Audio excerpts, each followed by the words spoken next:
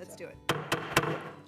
Good morning, everyone, and welcome to the Multnomah County Board of Commissioners' 13th budget work session. Audience members, I want to start by asking you to please silence your electronic devices.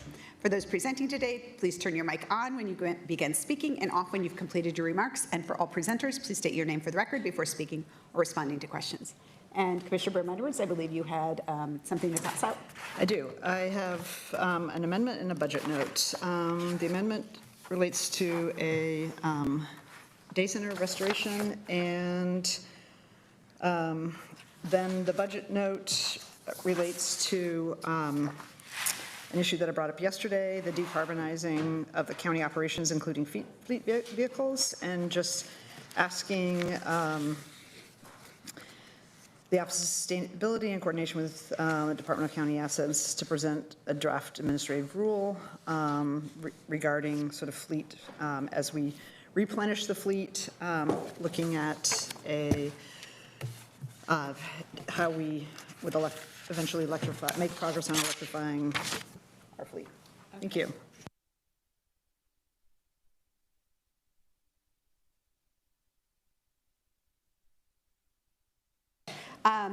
This afternoon, our briefing is on the Department of Community Services, who we also had the pleasure of working with earlier this morning, but now you're back to talk about the overall department work. So I will turn it over to Margie Bradway, Department Director.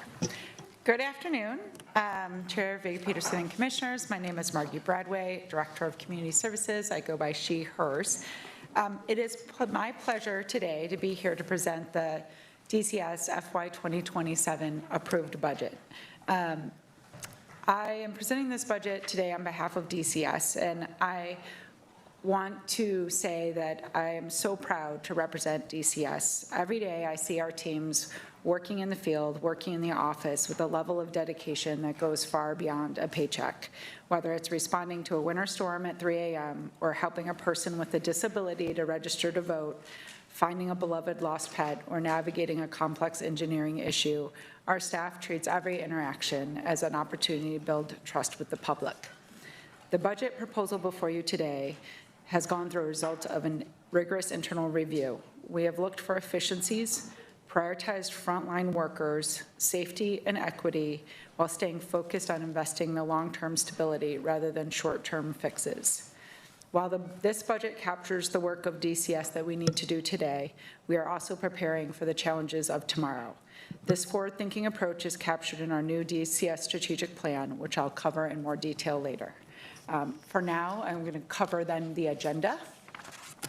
So we will have that was actually the introduction. Then we'll hear from CBAC. Britta and I will do a budget interview, which does include our equity analysis, which Dimitri will join us. Then we'll go through budget by division and then additional issues. And in terms of CBAC, I am pleased to present our Deputy Director, Danelle Bronco, who has been an excellent CBAC liaison. With Danelle, there are no dumb questions, and every issue is worth vetting, and she's just such a wonderful CBAC liaison. And then also our CBAC Chair, Yumi Delegato. We're very fortunate to have him. So no further ado, I think those are the next couple slides. Thank you. Yes. Yep. Well, good afternoon. I am Danelle Bronco. I'm the Deputy Director, and this is my third year coordinating the DCS CBAC. Please allow me to begin by explaining how we engage with the community. I have made a concerted effort to complement OCI's rigorous and wide recruitment effort. I focused on building a truly representative committee, deliberately seeking community volunteers from diverse backgrounds in age, in gender, race, education, lived and work experiences, with each member representing a different district across the county. This season, we welcomed 4 new CBAC members to join 4 returning CBAC members, and we have representation across the county with 2 in each section. For each of these budget season, the CBAC meetings were structured with the primary goal of building relationships first, with a broad understanding of DCS and its unique set of service divisions. The intention was for CBAC members to get to know us as our leadership team and for us to get to know them. All meetings started with an icebreaker that either reflected back to our mission, which was to preserve harmony between natural and built environments, keep people and pets safe, and ensure that every voice is heard, or to one of our DCS divisions. This strategy sets the tone for developing a relationship between our CBAC and our division leaders, and it results in deeper mutual understanding of who we are, what services we deliver, and of course, the priorities for the department. Moving into the work sessions, the CBAC participated in a vision setting led by our director, Margie, which includes a detailed explanation of the year's budget constraints, how DCS will approach navigating those fiscal challenges, and then each of the 4 divisions had an opportunity to tell their story and engage with the CBAC, describing their essential services, service delivery strategies, and how their division initiatives align not only with the mission, with the chair's guidance, and with the county's core values.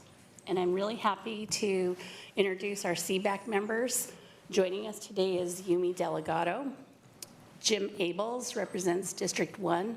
John Barber is in District 2, and John is here in the audience today. Tim Whiteking is in District 2. Kara Hall, District 3. Taylor Scott, District 3. Peter Finley Fry is in District 4, and he also sits on the Central CBAC. And Omatola Oladapo is also in District 4. And at this time, I'd like to turn it over to Yumi. Thank you, Danelle.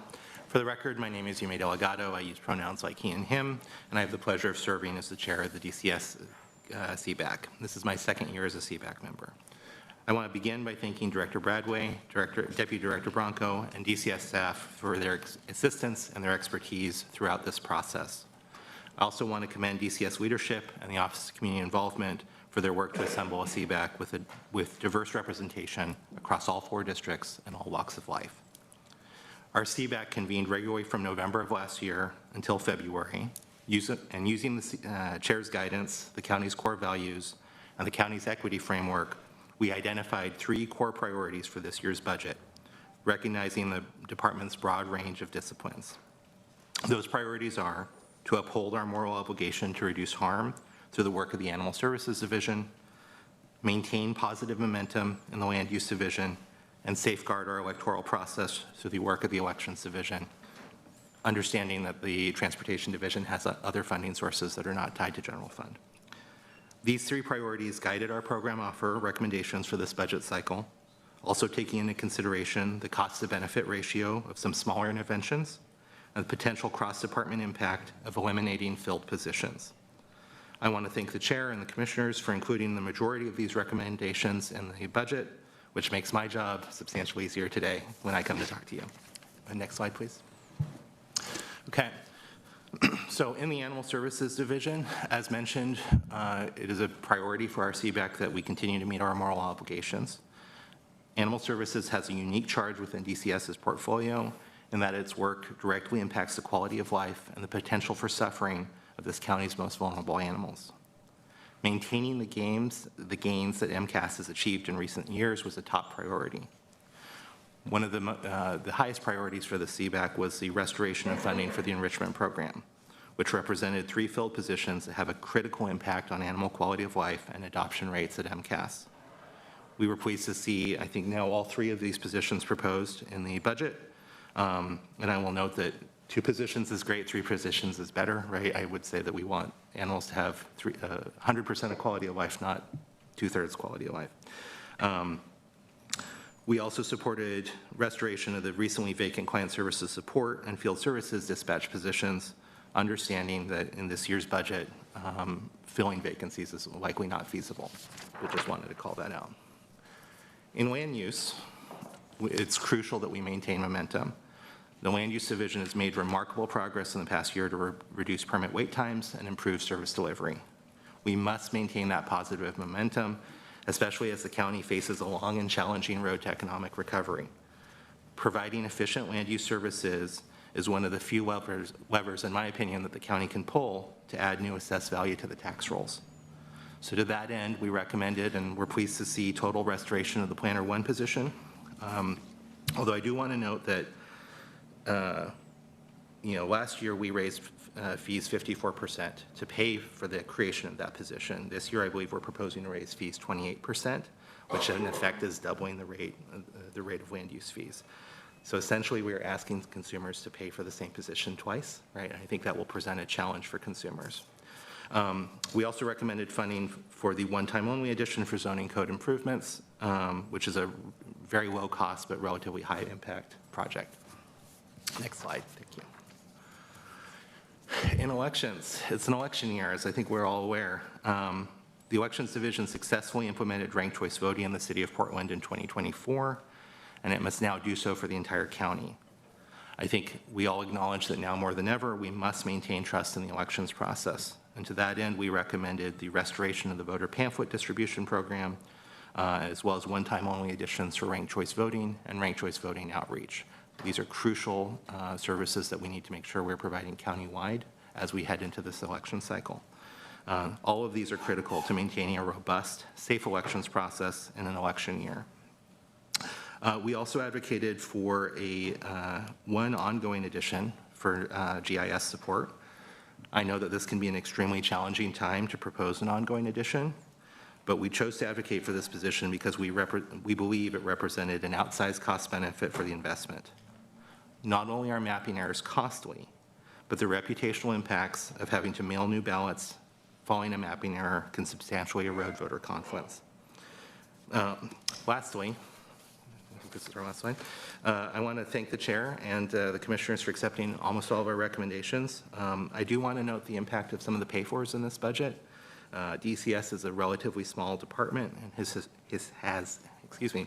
historically suffered from underinvestment. While a reduction of the HR analyst 2, which is 20% of the department's HR team, and reductions to their M&S budget may be unavoidable, I just want to call out that they represent deep cuts for a very small, very lean department at this time. Thank you very much. Thank you.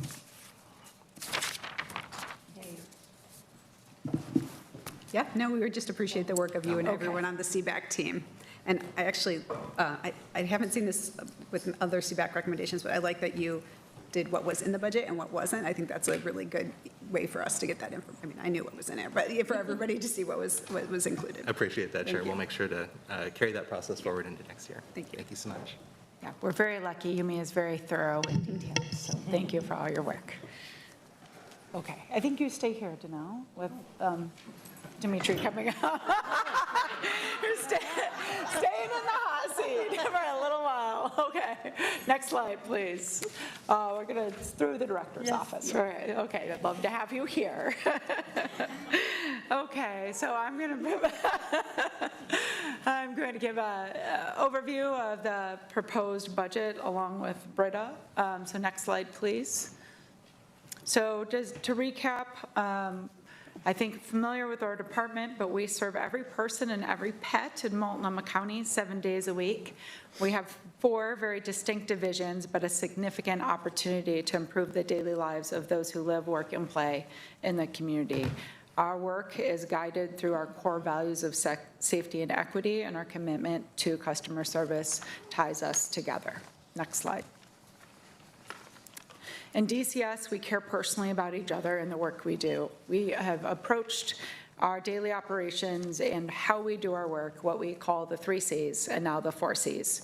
When Danelle and I came on 2.5 years ago, almost 3 now, we really worked with the employees to describe how we show up to work and how we work together. That is collaboration, bringing diverse perspectives and skills together, communication, clear communication with the public and with each other, and celebration, celebrate our successes, and which builds both trust and accountability. And then more recently, we added customer service. Customer service is a core value. In fact, in 2025, we did a comprehensive customer service survey of all of our transportation and land use customers, and that survey has informed our practices today. For example, we're bringing back a land use planner at the front desk of Yeon Annex, which I know Commissioner Jones-Dixon is excited about, but that was, again, informed by our survey work. You're welcome. Next slide. This slide says the DCS strategic plan's in development, but was recently published this week, hot off the press yesterday. I actually dropped off copies at your offices. We launched the DCS strategic plan right after the county plan was finished. We used the county plan and the WESP as a foundation of our department strategic plan, and if you look throughout the plan, I think it's page 16 of the plan, you can see how those bind together. The important part about our plan was that we wanted to reach every employee. We did team meetings. This effort was led by Danelle and Chet Hagan and our consultant team, but we had sticky note exercises, input from everybody from the bridge shop to the elections office to the animal shelter. And these 4 themes came out of that employee work: improve systems and processes, strengthen our work, center our community, and secure our future. Those were the words of our employees, and then we put those in the foundation and backtrack them into both the WESP and the county strategic plan. And thus, we will be tracking and monitoring the implementation of that over the next 3 years. That's like Christmas in May. That's pretty awesome. You can ask Chris Neal, is pretty happy. Whatever I can do, if I can make you and the COO happy, then I'm happy too. Next slide.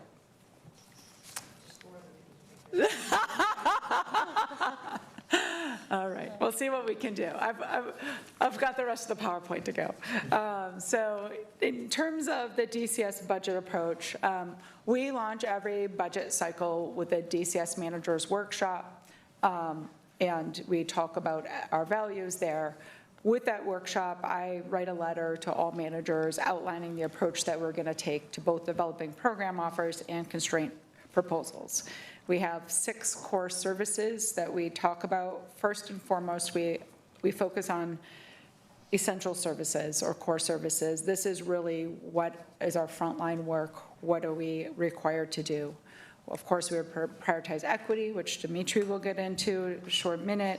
We prioritize compliance and safety. Safety and worker safety is a non-negotiable as far as I'm concerned. We also look at credibility. This is keeping our promises to the public, and often this is also keeping our promises to, say, the auditor or other commitments that we've made. And then lastly, we look at staff success. We know that high-quality service delivery is impossible without strong morale and ongoing professional development of our teams, and it's critical to our success. So I'm going to hand it off to Dimitri to talk about how these core areas were incorporated into our equity analysis. Thank you, and good afternoon, all.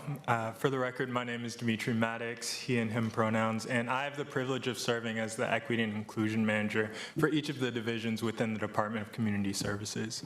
As Margie alluded to, her letter to managers provided guiding priorities to keep in mind while crafting and revising program offers, as well as drafting any proposed additions and constraints.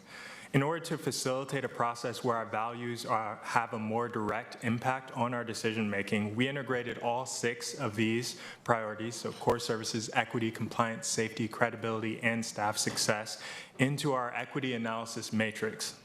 As division leadership filled out their constraint and addition packages, this matrix, which consisted of 1 to 2 questions per priority, was scored using a scale of 0, indicating no impact, to 3, indicating significant direct impact across each question and for each proposal. The resulting scores, paired with the qualitative equity impact statements, were utilized to facilitate deep discussions among the leadership team and as such guided our prioritization and restoration decisions, supporting the process of seeking to ensure our budget reflects our commitment to equity and operational excellence. While a numerical score can never capture a holistic picture of complex equity impacts, especially those surrounding people and significant programs, this tool sought to make the theoretical applicable, and this matrix served as just one part of how we annually seek to embed equity into each stage of the budget process. Next slide, please. Other key, previous slide, sorry. I think I skipped ahead. Yep, I apologize. But, numbers, whoa, all right. Apologies.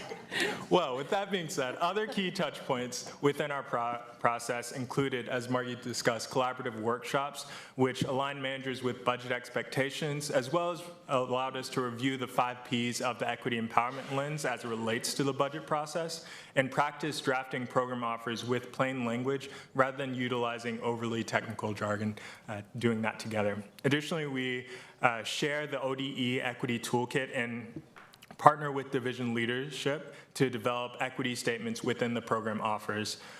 This includes providing consultations and support for division directors and deputy directors, both in this process of preliminary and program offer review, as well as during the scope of evaluating the equity analysis scores referenced on the last slide. Furthermore, Danelle leads the process of engaging with the Community Budget Advisory Committee, which we see as an essential part of really bringing the community voices to the process. And then finally, I support in reviewing all the program offers and department and division narratives to explore how we are telling our story and the good work of employees across each of our divisions that takes place day to day. The pursuit of ensuring equity in the budget process really doesn't happen by accident, but it takes intentional engagement and collaboration across the organization. And in DCS, we look forward to continuing to partner together and refine the ways that we can equitably steward our budget decisions. And with that, I'll pass it to Britta. Next slide, please.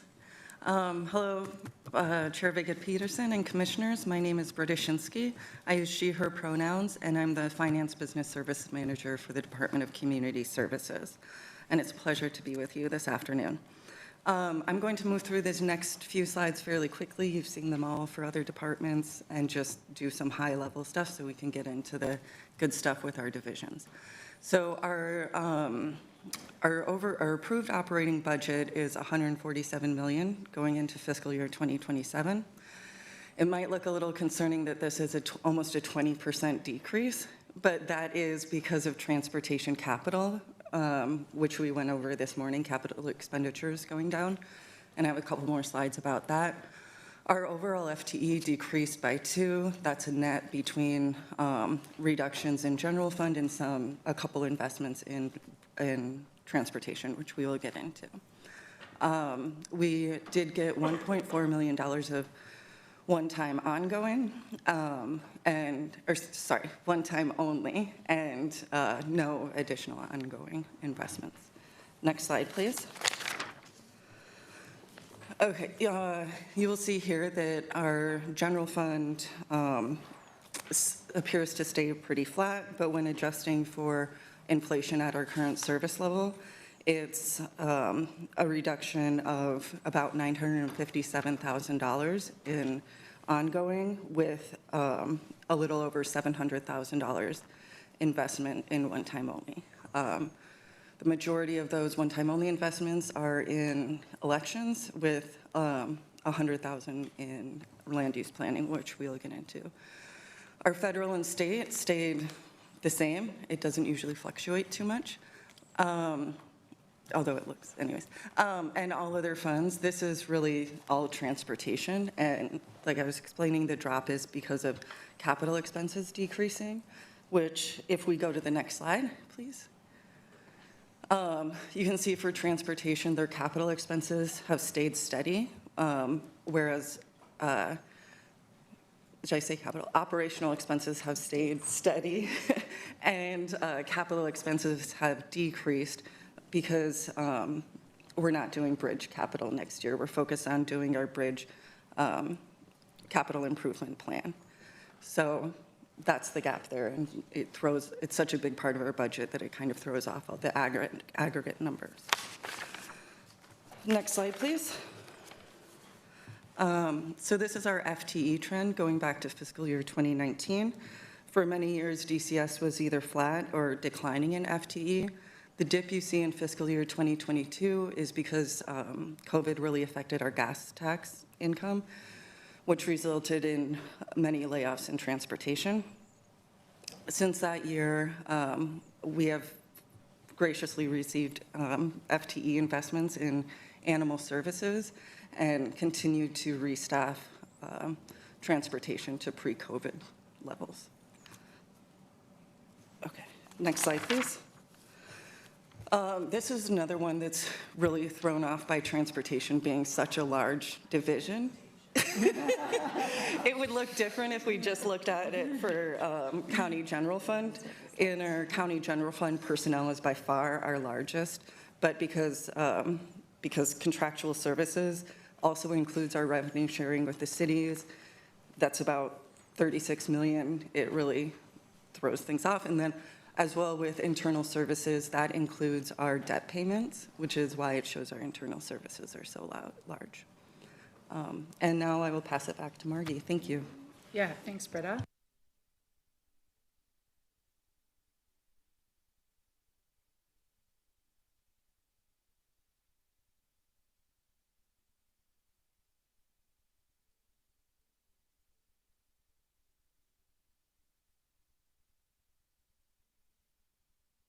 My voice projects, thank you. I know, it does and embarrasses my kids on the soccer field, frankly. But our span of control is 7.52 for regular staff. If you include consultant or one-time staff, it goes up to 9.4. I also want to address vacancies. At the time of my department submittal, so that's back in February, we had 16 vacancies. It's much lower now. Our HR team has been working hard, and we're down to a 6% vacancy rate, much lower. And I just want to let you know that. I'm happy to answer any specific questions about span of control or vacancies after the presentation. So with that, I'm going to transition to the overview of the DCS Director's Office. Next slide. Oh, yep, nope, not quite. There's operating budget by division. Thank you, Britta. And here you can see transportation is our largest in both FTE and overall operations. Animal services also represents a significant amount of FTE, and then in comparison, elections, director's office, and land use is quite small. Next slide. There's the director's office, a lot of friendly faces. Just quickly, the role of the director's office, as I see it, is to set the vision for the department. It's also to provide the foundational support that allows the other divisions to succeed. We are in service to the staff working in the divisions. The budget delivers the support through several key initiatives aimed at operational excellence, which I'm going to get into. Next slide. Here, and I've listed both human resources, which no longer reports to me but lives in my budget, shared services, as well as business services, which will be centralized as well, but currently lives in my budget. We also have asset management and research.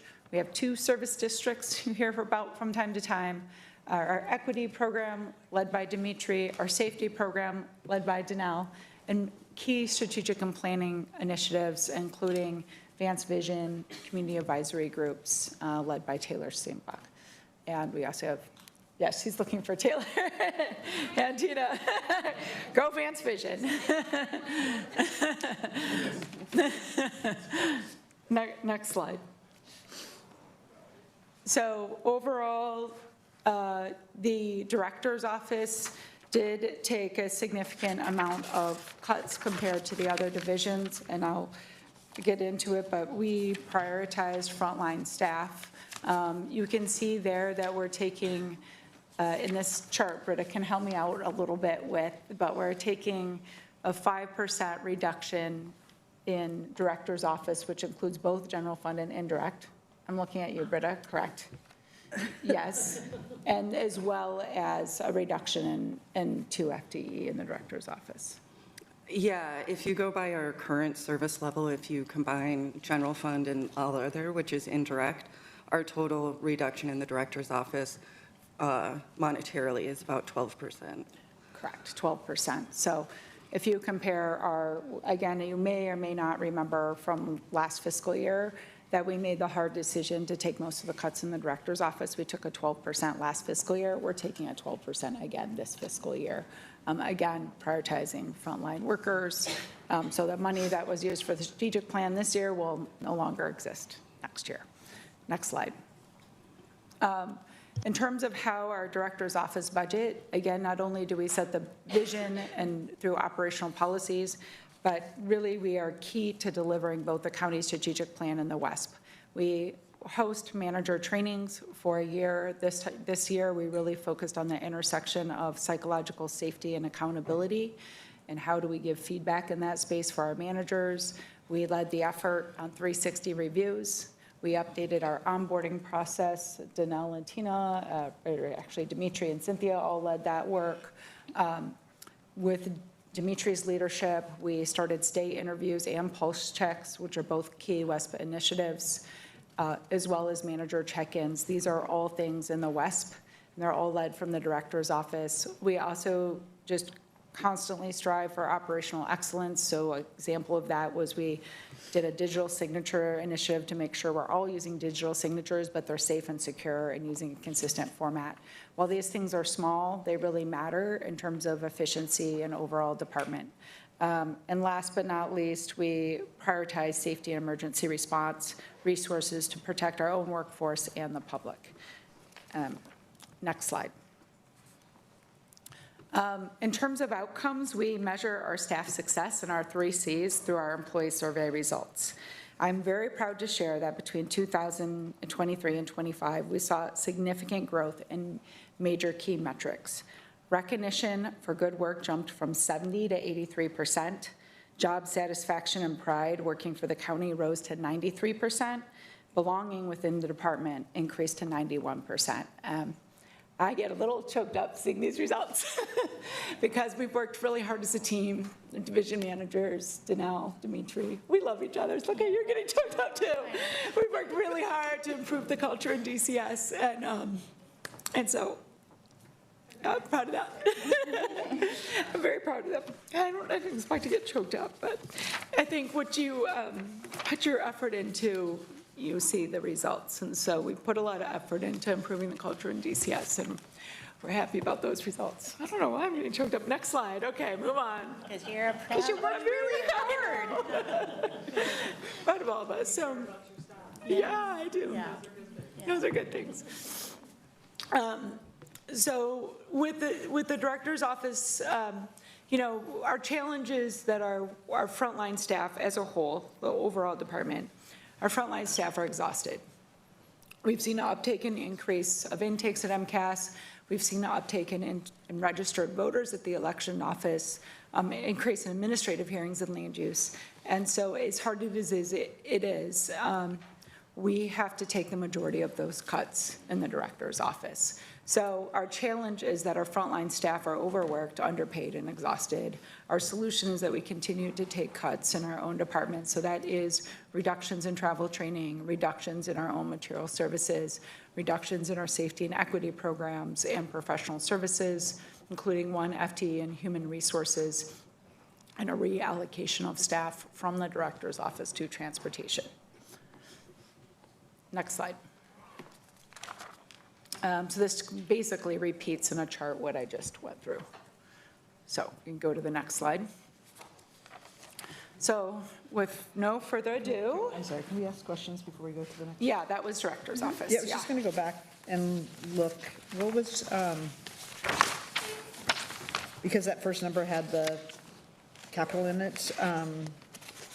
Oh, the chart with the capital and operations? What was the actual size, if you take out the capital money, what the size of your general fund cut was, or ended up as? Yes. In director's office or overall in the department? Overall.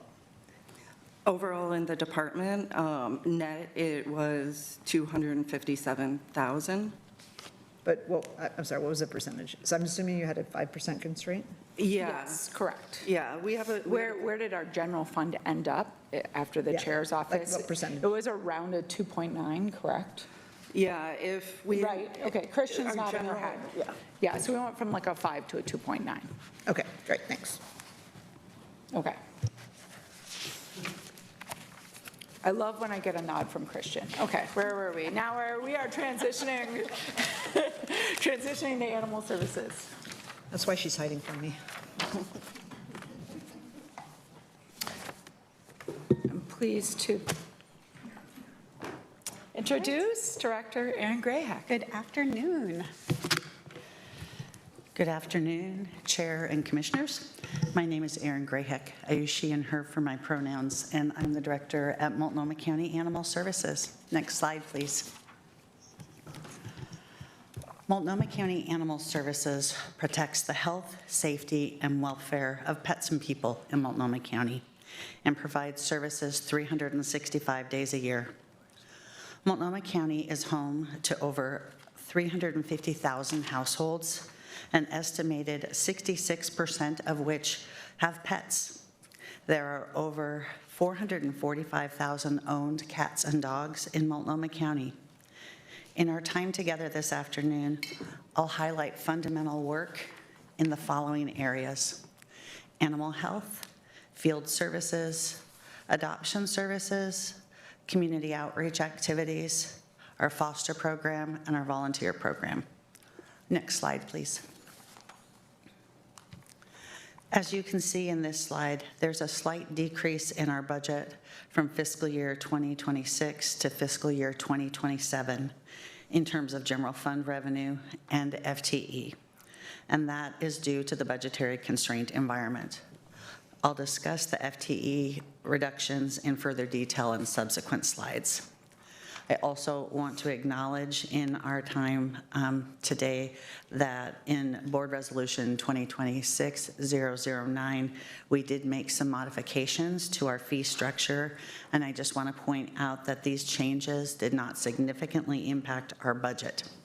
Also want to note that the other funds that are reflected on this slide are the donation funds that MCAS receives into our restricted accounts. Next slide, please.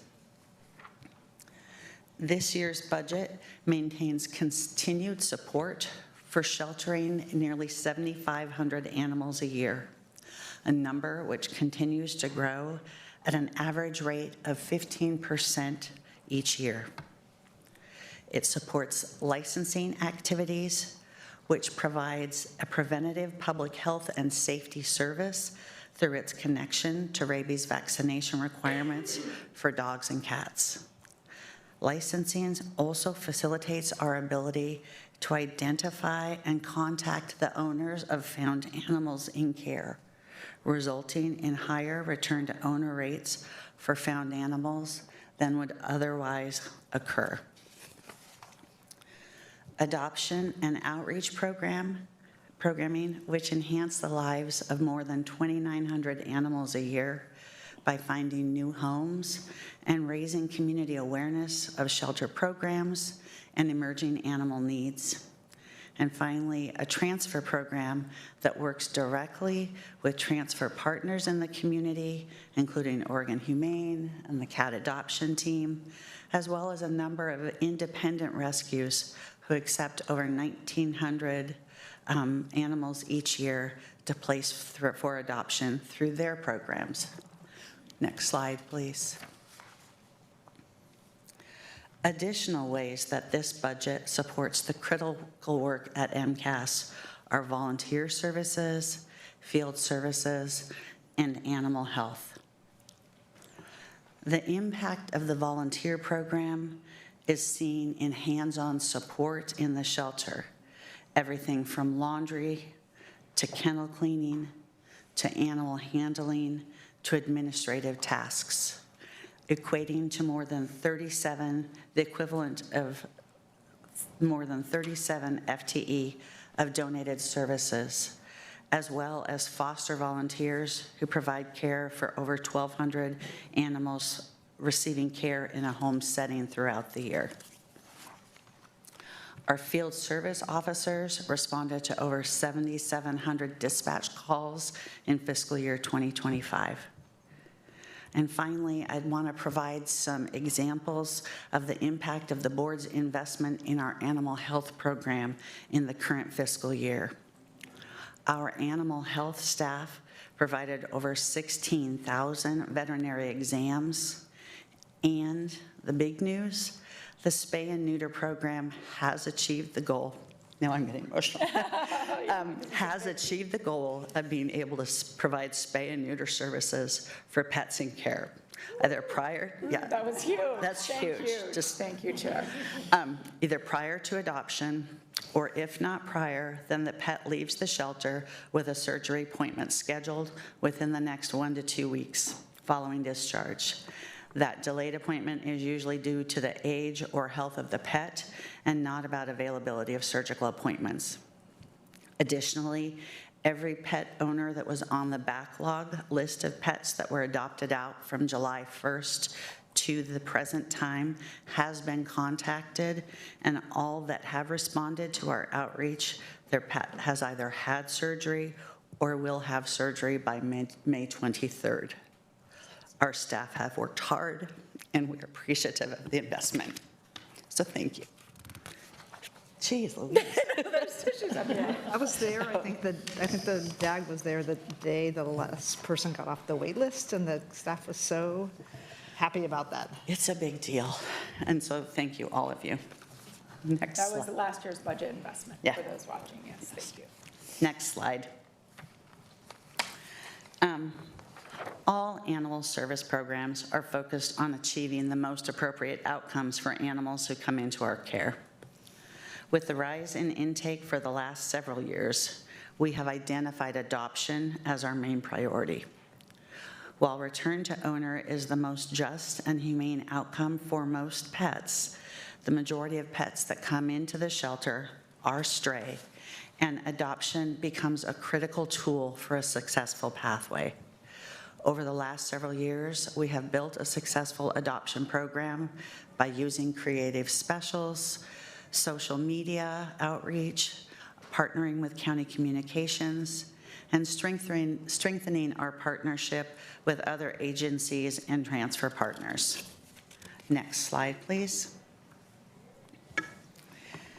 In terms of challenges that we face and our response to these challenges, I'd like to highlight the following. And I think I kind of cluster them together. First, rising intake trends, adoption barriers, and reduced outflow options really go hand in glove. And they're about capacity in our current shelter, about what the community is able to support in terms of pet ownership, and what's available in the partner network. And in response to all of these challenges, we're working to move animals through more efficiently by using adoption specials, by using an outreach events calendar and being more present in our community, by seeking more transfer partners, by continuing to develop and deepen relationships with our current partners. We're exploring new adoption avenues. For example, in the next few weeks, we will launch an off-site adoption cat adoption program in partnership with PetSmart, where we'll be holding, they'll be housing cats for us, and we'll be doing an off-site cat adoption program with Gresham PetSmart, so we're very excited about that. And we're developing programs to showcase our pets in non-shelter settings. Next challenge, as you all are aware, we have challenges in our current facility, and we have building constraints that impact workflow and affect communicable disease management.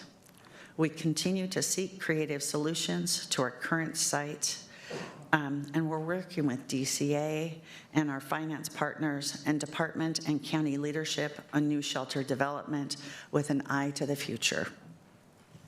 And finally, with rising animal population, staffing, and the ability to meet the capacity for care in a high burnout field, as well as being able to address our staff's resilience in this high burnout field, continues to be a challenge. And we work with our HR partners to fill vacancies as quickly as we're able. We work with our department data analysis staff to make data-informed decisions for future planning. We offer training on the importance of self-care and awareness of vicarious trauma, especially in the animal welfare environment, and we encourage staff to take advantage of county wellness opportunities. Next slide, please. Finally, the impacts of this particular budget, the reductions in fiscal year 2027, the approved budget reflect a 3 FTE reduction, which specifically are a program specialist in the Animal Care Enrichment Program, a dispatcher in field services, and an office assistant in client services. What this means is that in the enrichment program, the reduction severely limits our ability to meet industry standards around planning and creating an enrichment program, and the ability to collect or apply crucial data necessary for pathway planning. For field services, the reduction of the dispatch position may extend response times and impact officer safety. Specifically, there's no backup support for dispatch. So if one of the 2 budgeted dispatchers call out or are on scheduled time off, the function may need to be covered by an officer, which will take an officer out of the field on that day. And for the client services reduction, that will impact customer response times and the timeliness of compliance for rabies submissions. Next slide, please. And similar to, as Margie spoke about the director's office, this slide is the depiction of the program offer budgetary representation of the reductions in the fiscal year approved budget, and represents the following positions and shows the fiscal impact. 1 OA senior, 1 dispatcher, 1 program specialist, for a reduction of 3 FTE, and a total of $411,435. And with that, Animal Services is complete. Thank you. Questions? I apologize if I asked this question last year, because I feel like I did, but could you tell me again what the restrictions are to the donation funds that come in? Yes. Sorry about that. The restrictions, there are 4 funds, and one of them is for animal care specifically, and it's for meeting the medical and animal care needs of animals that are owned by the shelter, or, so that we have taken legal ownership of. The second fund is for adoption outreach actions. The third fund is for enhancements to the current shelter or for development of the new shelter project. And the fourth fund is for spay and neuter services. Just to clarify, and those are set in county code? Those are right? set The in board county set code. The Yeah, board sets there's- those. Yes, there's a board resolution, and that language is very structured. So yeah, the chair has asked, and could we make code changes to that? And we have an excellent attorney for Animal Services, Veronica, who is exploring that with us. We can't change many of our donations. We can't change if they've granted them for a specific purpose, so it's not as clean as just the fund itself. Sometimes it's what someone puts in their deed when they pass away, for example, or so on. But she is working with us and looking at different options of what code changes we could potentially bring that would at least loosen some of those up where possible. Yeah, my interest in this is like aligning the intents of the funds to best match the like needs, and especially some harder to fill needs for animal services. Yeah, I appreciate that. I think particularly I was thinking about the enrichment position and knowing how critical that's been, of wanting to understand if there was opportunity. And it doesn't sound like it quite fits in, or because it's restricted to animals that own us, the county, that those are, like, it's too restrictive to be able to use that way. Yeah.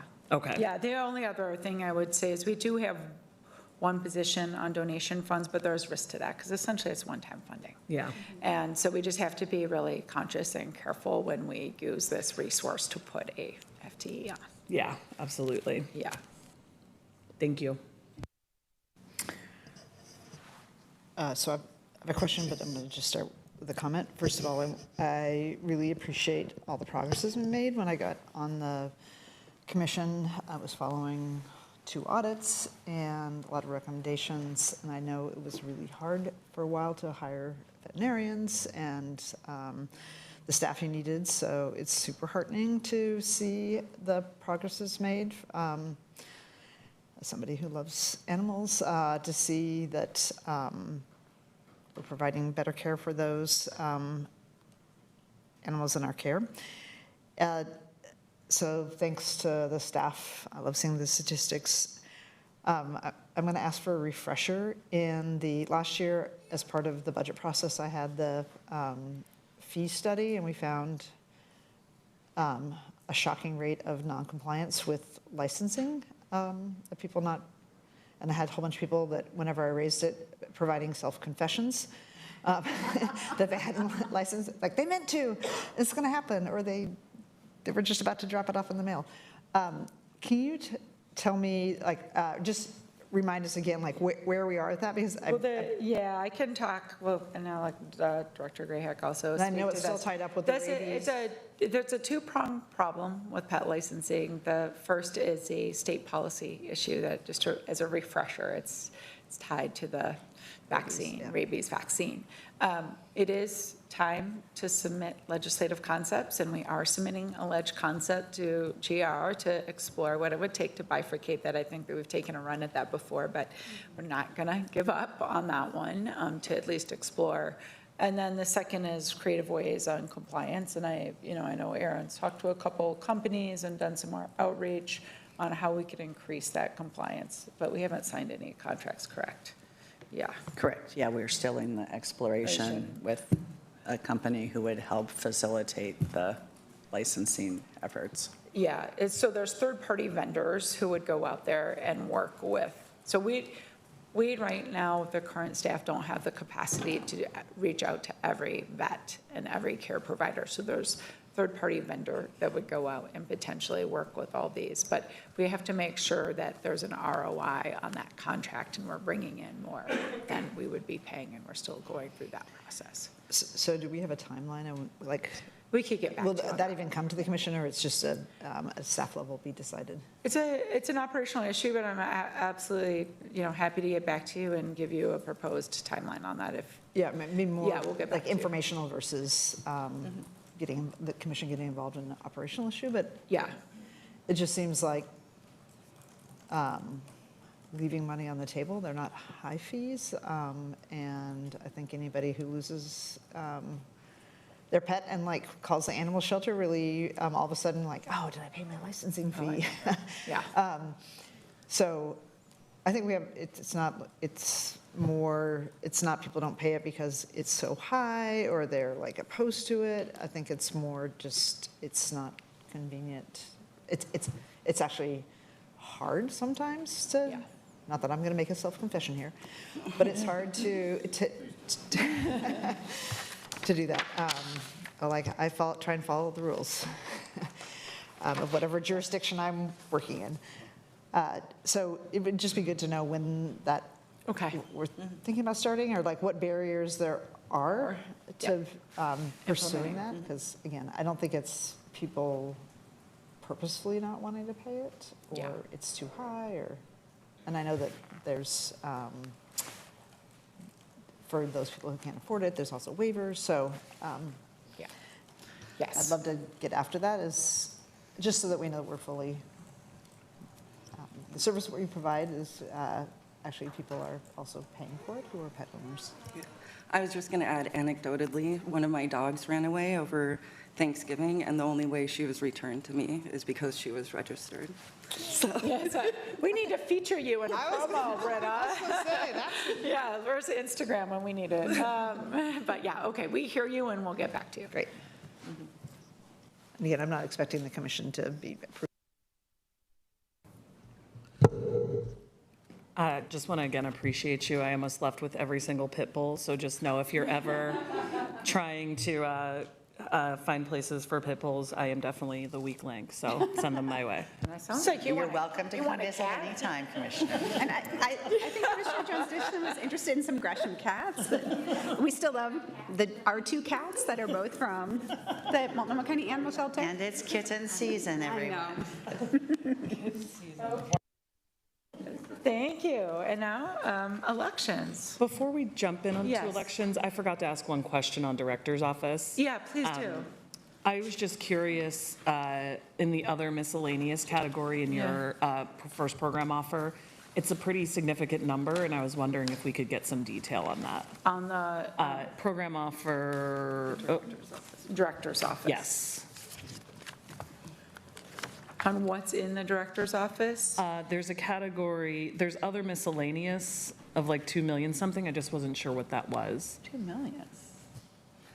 Oh, is that, I'll be clear, I don't see it as any available money, I just want to know what it actually is. so, yeah, so you're looking at the revenue side. So that is our indirect Correct. revenue, That's our which indirect. then wraps into the general fund allocation. And you asked me, you were asking about the reduction, and I said something wrong, so hopefully Christian doesn't get mad at me, but the other funds is transportation direct funding that funds some of the director's office, and the general fund is general fund and indirect. To create that indirect. So I just don't. Thank you. Christian's actually very nice for those who can't see it. Actually, and I'm sorry, Tim, I have one last animal services question.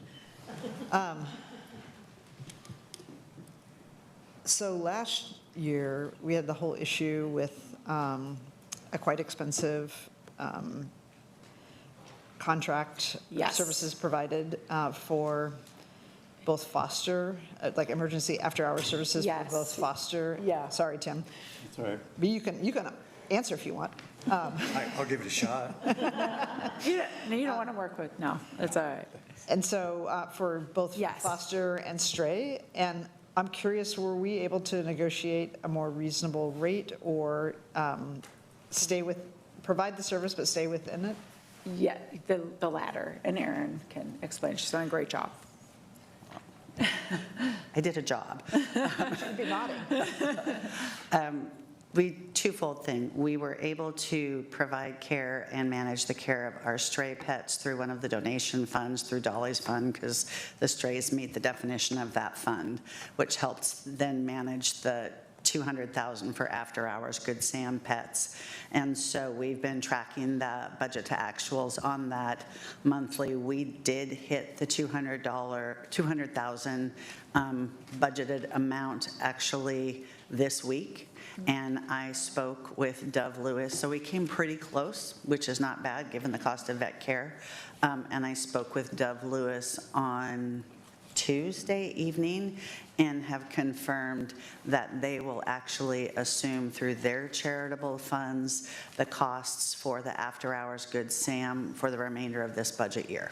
So. And then is the strategy baked into this budget the same thing where there's an increment? And We'll have to figure out the strategy for next year. But it's the same amount. It's the same amount. So, But I think yes. the key difference this year is that we're really holding them accountable Yeah, to that contract. Yeah. Tighter. yeah. Good. So if we have that 200,000 and sort of this sort of innovative breeding of the funding, that we got pretty close to being able to provide a full year of. Yeah. Emergency Yeah. services, yes. Awesome, thank you. Yeah, thanks. Good afternoon. Good afternoon. Chair and members of the board. My name is Tim Scott. I'm the director for the Elections Division, and I use he and him pronouns.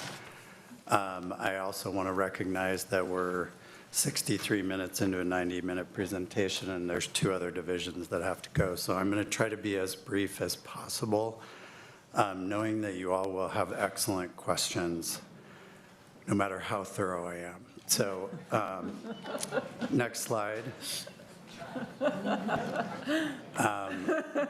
We are the Elections Division. We conduct all the elections that happen within the county. We have approximately 582,000 registered voters, and we're the filing office for 26 districts within Multnomah County and work closely with them on candidate and measure filing. Our 3 main responsibilities are voter registration. We process between 160 and 200,000 voter registration transactions each year.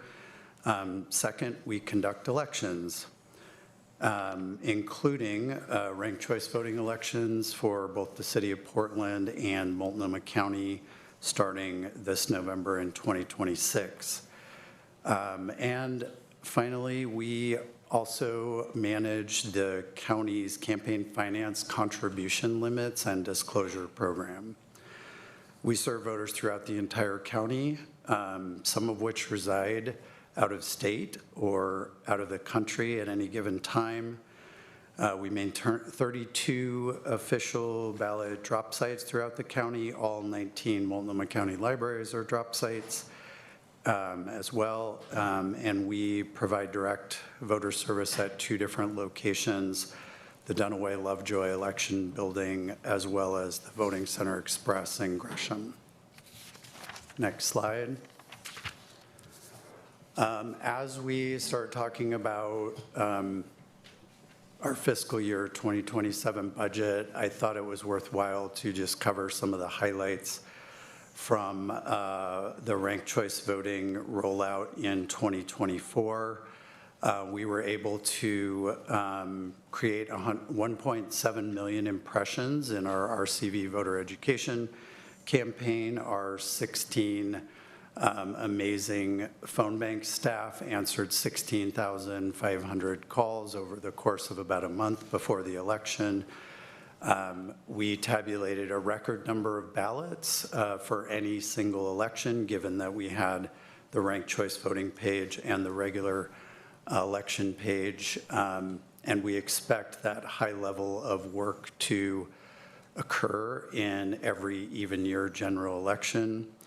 And we continue to serve a high number of voters at the elections office on election day in major elections. We had 5,000 voters come through our office on November 4 and 5 of 2024. And we calculated out that with our 6 customer service agents, which is the maximum we can fit in our building, they would have had to have served 34 voters per hour, or 1 voter every 1.79 minutes, or 1.7 minutes in the 24 hours that we were open the last 2 days of the election. And that's why we get lines sometimes.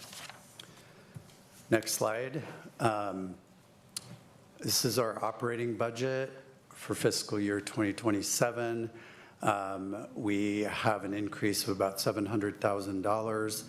That is largely due to one-time only funding for operations, ranked choice voting operations, and voter education and outreach. And our FTE count is staying flat for next year. Next slide. This slide shows year-over-year trend in voter registration by the green line plotted against the number of FTE in elections division. As you can see, the line keeps going up. We have started to see some flattening in the voter registration line, but we are still at a record high voter registration. We hit 580,000 for the first time in 2024. And that has not dropped off in the last 2 years. We're at 582,000 now. And our FTE has stayed relatively flat over time, with the exception of some investments by the board starting in 2021 to account for our higher workload, as well as taking on new programs like campaign finance and ranked choice voting. And the number of registered voters is a good indicator of work level because it corresponds to the number of registration transactions that we are going to process, as well as the number of ballots that must be prepared for every election, and the number of ballots that are processed every election. Next slide. And you might see a theme. Ranked choice voting continues to be a big part of our work. And I mentioned the increase in our budget due to one-time only funding for both operations and ranked choice voting, voter education, and outreach. There you can see the numbers of those broken out.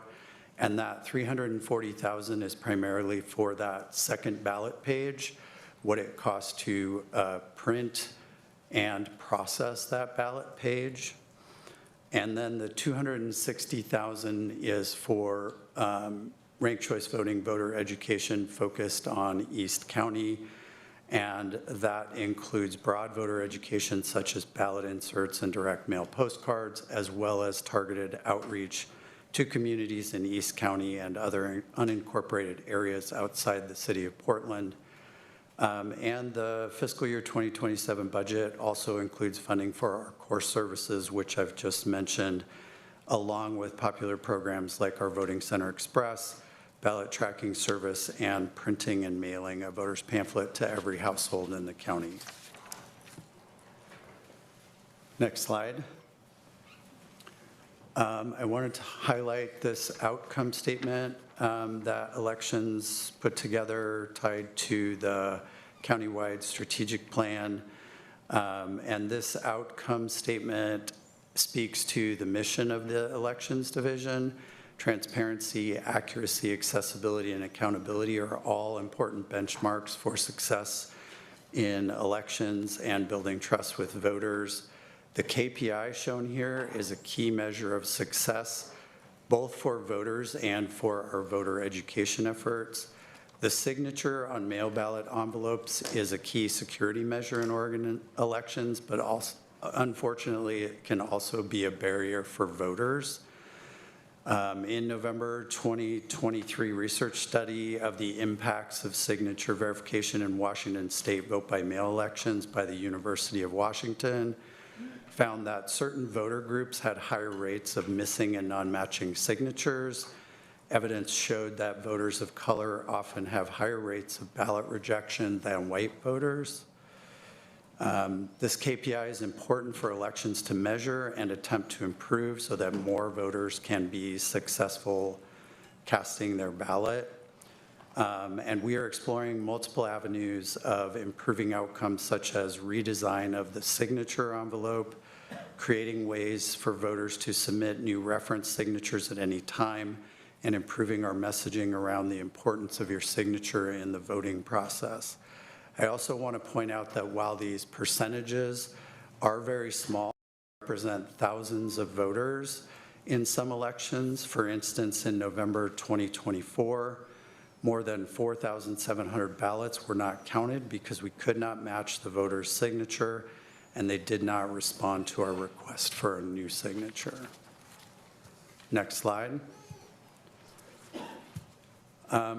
I'm not going to go too deep here because we've already talked about ranked choice voting, but this continues to be one of the largest changes to election administration since the move to vote by mail. So it continues to be a challenge for our small office to implement this big change. We're going to continue working with the City of Portland and looking for efficiencies and opportunities with their office. And as we get ready for November, we are going to be refining procedures based on what we learned from '24. And we'll have to change the ballot layout to accommodate not only city contests, but also county contests. And then really focusing in on ranked choice voting education in East County. We will still conduct broad education efforts, especially partnering with the City of Portland. And that includes a ballot insert, a mailer, a mock RCV election platform, which we are also sharing that platform with the grantees so that they can create their own RCV elections for their communities so that people can practice, because that's one of the key things that we learn is when people practice, they learn how to do it and are successful with using ranked choice voting. And then we also have some funding included in our budget for targeted outreach, advertising, community events outside the city. And we continue to manage the grant activities and reporting for the Voter Education Fund funded in this fiscal year, including our kickoff with the grantees, which is happening June 2nd. We're super excited to get that work going with them and get the money out the door so that it can do good things in the community. And of course, we continue to have the ongoing complexities of district mapping without dedicated staffing. Next slide. And this is elections portion of the DCS constraint for fiscal year 2027. We took a small reduction in materials and services. Next slide. And this is just the detail of the one-time only offers around ranked choice voting, which we've already covered. So happy to answer any questions if you have them. I have 15 questions for you. I'm joking. Outline? I'm joking, I don't. I do want to appreciate you, and you as well, Director, for kind of stepping out on a limb with me last year on the grant process and pioneering some grant-making work for the county. I'm really excited about the grantees and that work will be happening, and from trusted community members, I just think it goes really far. I actually do have one question. The program offer 90010B talks about potential special elections, and it's about $700,000, I believe. I'm just curious what decision-making happens on what happens to that money, where that decision-making lives, should special elections not happen in March and August. That's great. Yeah, there's actually 4 election dates called out in state statute, which is nice because we know when they're coming, if they're coming. But in Multnomah County, we typically... Hi. Welcome. Welcome. We typically don't have March and August elections, primarily because elections cost a lot of money and special elections they have to be reimbursed by the district that requests them or requires them. So in this situation, that's a revenue neutral proposition. So we are budgeting the same amount of budget as well as revenue, and I'm sure Christian will do a better job saying that than I will. Good afternoon, Christian Elkin, County Budget Director. I use she, her pronouns. You did a great job. I'm just going to put an exclamation point on that, is that we have to budget for the elections, so we assume revenue and we assume expense. So it doesn't actually come out of your general fund as you think about your discretionary pot. It's more of a budget appropriation in case it were to happen. We want to make sure that we're anticipating those special elections. And then we finally, a couple years ago, just scaled it out as a one-time only program offer to kind of isolate it over, because it was making it look like elections had a lot more discretionary general fund than they actually had in their programs. So I can't have that $700,000? If you come up with the offsetting revenue, then for sure you can have that budget. Thank you.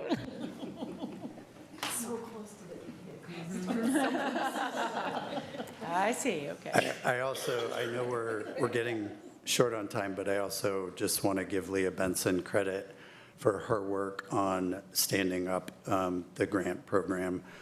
We absolutely could not have done that work without her. And also the sometimes flexible thinking that the county finance team had to do to get their heads around and help us be successful with this grant program. So I'm interested in maybe you sharing at a high level or non-technical level this issue of the need for the GIS mapping, and what the elections division is different than what the rest of the county or DCA may need, and then maybe explain also what is that exactly used for during the election process. Of course, happy to do that. Most election units our size around the country have dedicated GIS support, primarily because voters getting the right ballots is 100% dependent on us having the map lines in the right place. and having voters assigned to the right district. We unfortunately learned the impact of not getting it exactly right in the May 2024 election cycle, when we realized that the source data that we were using for our redistricting process in 2022 was not designed for 100% accuracy when it comes to elections. So we had some serious flaws in the source data that we were using. And I'm trying to keep this as high level as possible. And it took a lot of work with a outside consultant and contractor to help us find all of those errors and correct all those errors. We were able to kind of in the middle of an election on the fly get people the right ballot styles, but we still had to go back after the election and correct that base layer of GIS data. There's overlapping complexities, including a voter registration system that we are required to use that is owned by the Secretary of State that does not have GIS capabilities built in. So there is no memory within that system to remember any unique GIS data that we have to deal with every election. One example of that is floating homes. Those are, I don't want to call the floating homes a problem. It's the way the district lines are developed when they are developed. Instead of using the middle of the river like a lot of boundaries do, a lot of times the boundary for, say, water districts will go along the shore, and those floating homes get excluded.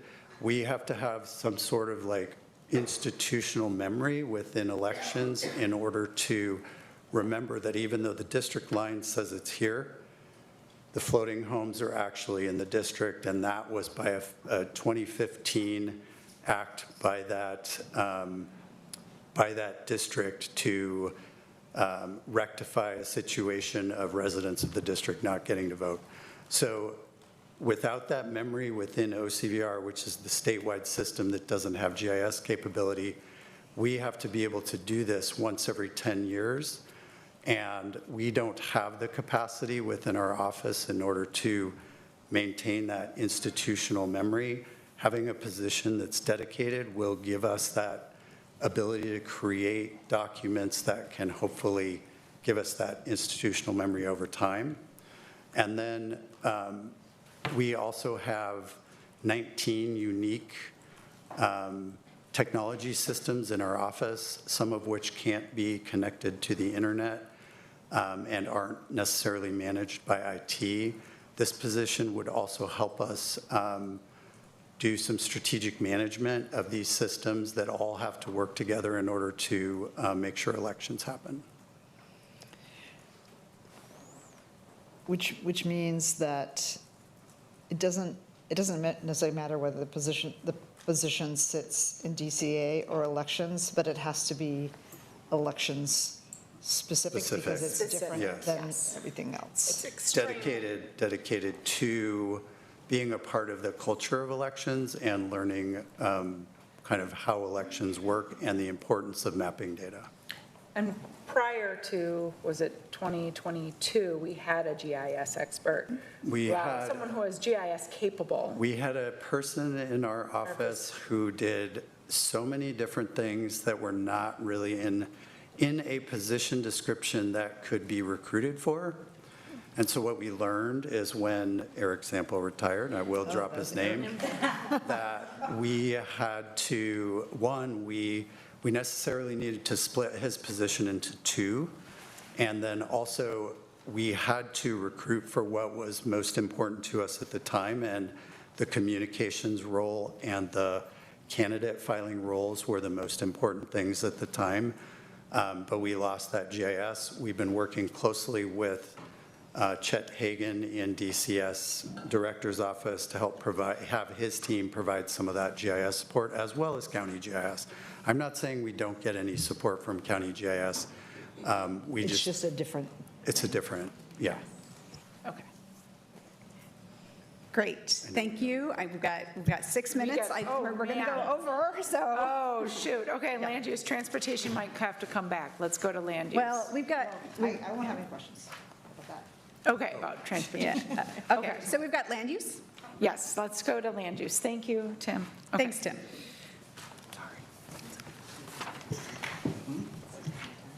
Welcome, and turn it over to you. Okay, thank you. Good afternoon, Chair Vigga-Peterson and commissioners. My name is Megan Gibb, she, her pronouns, and I serve as the Director of Land Use. Still new, a year and a half in, about roughly, so I still consider myself new. Next slide, please. Our service area is about 300 square miles, as you can see in the green. It's the rural areas that are unincorporated, so outside of the cities, and we have a population in that area of about 32,000 people. We work to protect agricultural and natural resources, and that includes the treasures of Sauvie Island to the west, as well as the Columbia River Gorge to the east. And our protections not only enhance food security through supporting a vibrant agricultural ecosystem, but we also help generate millions of tourism dollars as visitors visit from all over the world to enjoy these beautiful areas. Next slide. We serve, land use planning serves a wide variety of constituents, residents, farmers, tribes, businesses, nonprofits, and other local and state agencies by implementing the comprehensive plan and processing land use permits. Our functions are all state mandated, and we have 4 different programs that serve the unincorporated areas. Current planning issues land use permits. Long-range planning updates codes, coordinates with state, local, and regional agencies, and oversees the comprehensive plan. We'll note that this is one person who also manages code compliance. The code compliance program ensures our regulations are met. They investigate complaints. They do site inspections. And then solid waste and recycling operates a small program to provide service to the rural areas. Next slide, please. Small change to our operating budget this upcoming year.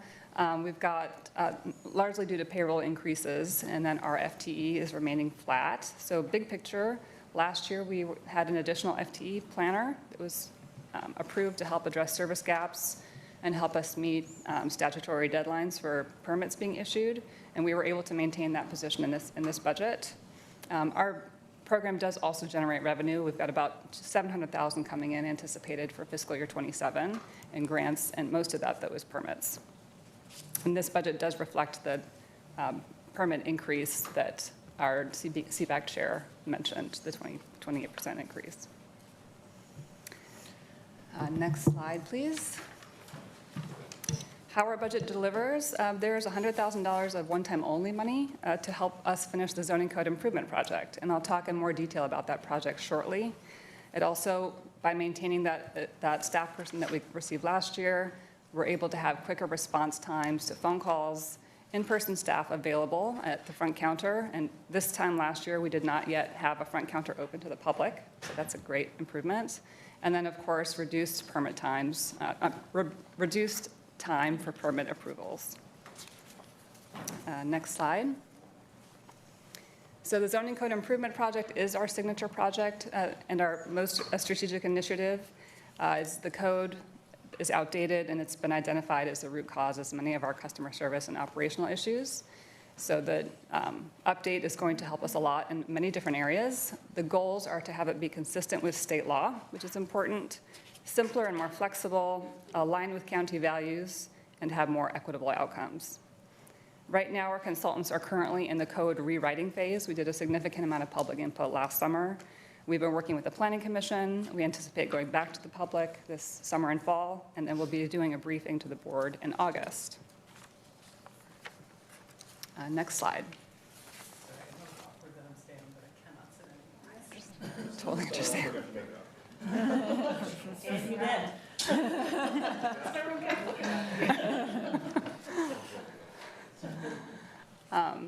In terms of service trends in 2025, this just gives you a snapshot of what our current planning folks do. Customer inquiries, appointments, they issue 269 permits, and then We also have pre-application and pre-filing meetings that are part of some types of permits. Next slide. Our outcome statement for this, in this budget, one of them is to provide outstanding and timely customer experience with efficient, inclusive, and transparent review processes. As you can see with this chart, we have been making progress and improvements on our customer service results. The last year, our average response time was 8 calendar days, and year to date, we are down to 4, and our target is 5. And I'd like to apologize to those people from 2022 when they had to wait 14 days on average to get a response. So that additional FTE that we got last year is helping with this improvement, and we've also been streamlining our processes and building a stronger customer-centered culture. Next slide, please. In terms of challenges and responses, the solid waste and recycling program was given to Land Use and Transportation back in 2014 when it was one division. And since it's been with land use only, we discovered it's not really aligned with our staff expertise and training, and the 0.25 FTE has not really been sufficient to meet increasing state and local requirements. So we are considering alternatives right now for that program. I've already mentioned the zoning code. We're addressing that with the code update. Every year, there's ongoing state and federal mandated zoning code updates that we have to do, so we want to make sure we maintain contractual services that can help us with those changes that we have to make. And the Portland Water Bureau project, the ongoing monitoring and continued appeals does continue to put a strain on staff time. Next slide, please. So this is my last slide. We have our zoning code improvement project for one-time only funding, $100,000, and that's going to help us finish the last phase. And that's it. Happy to take questions now or later. I am so thrilled with the progress of this office. Thank you so much. And really, the response time difference is what I think my constituents are most pleased with, that they can engage in back and forth. And it really is a back and forth and not significant lag time. So I really appreciate, I think it's hard when we increase fees significantly, but the fact that it directly resulted in a significant difference that the public felt, that makes me feel much better about that level of a fee increase. And the only question I had, and this isn't an issue per se with us, but it gets extremely confusing for residents, is that we contract with the city of Portland when it comes to building code. Even though our unincorporated residents on the west side don't live in Portland, and yet I have gotten repeated complaints that the city of Portland doesn't understand when they're dealing with somebody who doesn't fall under their building code. And, I get emails of like, they're requiring me to put in a sidewalk. There are no sidewalks on Savi's Island. And I'm like, I actually know what the problem is. So I was wondering what conversations we've had with the city and where that issue is at. Mm-hmm. And we also have IGAs with the City of Gresham, and they do our building permits. So we have a list of folks that we are trying to coordinate with to improve some of these coordination issues, and the City of Portland is on our list to have those conversations with. We are aware. But feel free to send those people our way, because it helps us bring data to when we meet with the city. Yes, please, okay. Please. You just got so excited. That was great. Yep. Could you say a little more about the alternatives regarding solid waste, or are you just starting that We've just started having, yeah. Okay. Yeah, trying to find a good fit. Are like in the county, or like we need to figure out how to do this in a different way? In the county, but we've also talked to Metro about it too. It's a strange fit. It doesn't go well. So we've talked to Metro. Do they have the capacity or the interest in the program? But they're more like a grantor than an operator.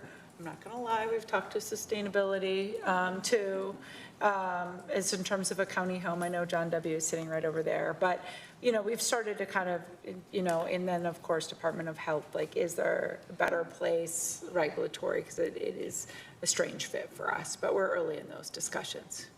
Great, thank you. Yeah, just on slide 54, it says the Portland Water Bureau project, just the strain, would it be helpful to have like a designated person or an additional person just to manage the appeals that come through our office? Yeah. Yes, that's what I was getting there. To Commissioner Moyer's point, that we would build the City of Portland form, would that be helpful? I think what we might be able to do is just better coordinate internally with your office so that you guys are just having to have, because we do have different, we might use a consultant to help work on some of those permits, but then we have, a hearings officer for the appeals, it's confusing, so we'd be happy to figure out the best way to coordinate with you guys to make sure that you're getting all the best information. We do charge the city for the work, so we are recouped, but it's usually We don't get the money, but the county gets the money. The county, we charge Portland Water Bureau for our work, and most of that, because it's variable, then goes into consultant help or the hearings officer, or so on, depending on the issue, but we're happy to walk it through. Yeah. I'll follow. Thank you. Okay. Great, thank you so much.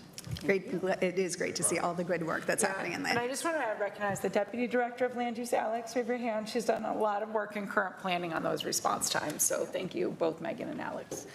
All right, do we have time for transportation? Oh, yeah, we're going to go. Megan. Office of Sustainability knows they're going to be succinct today. So, All right. Oh, gosh. All right. good afternoon.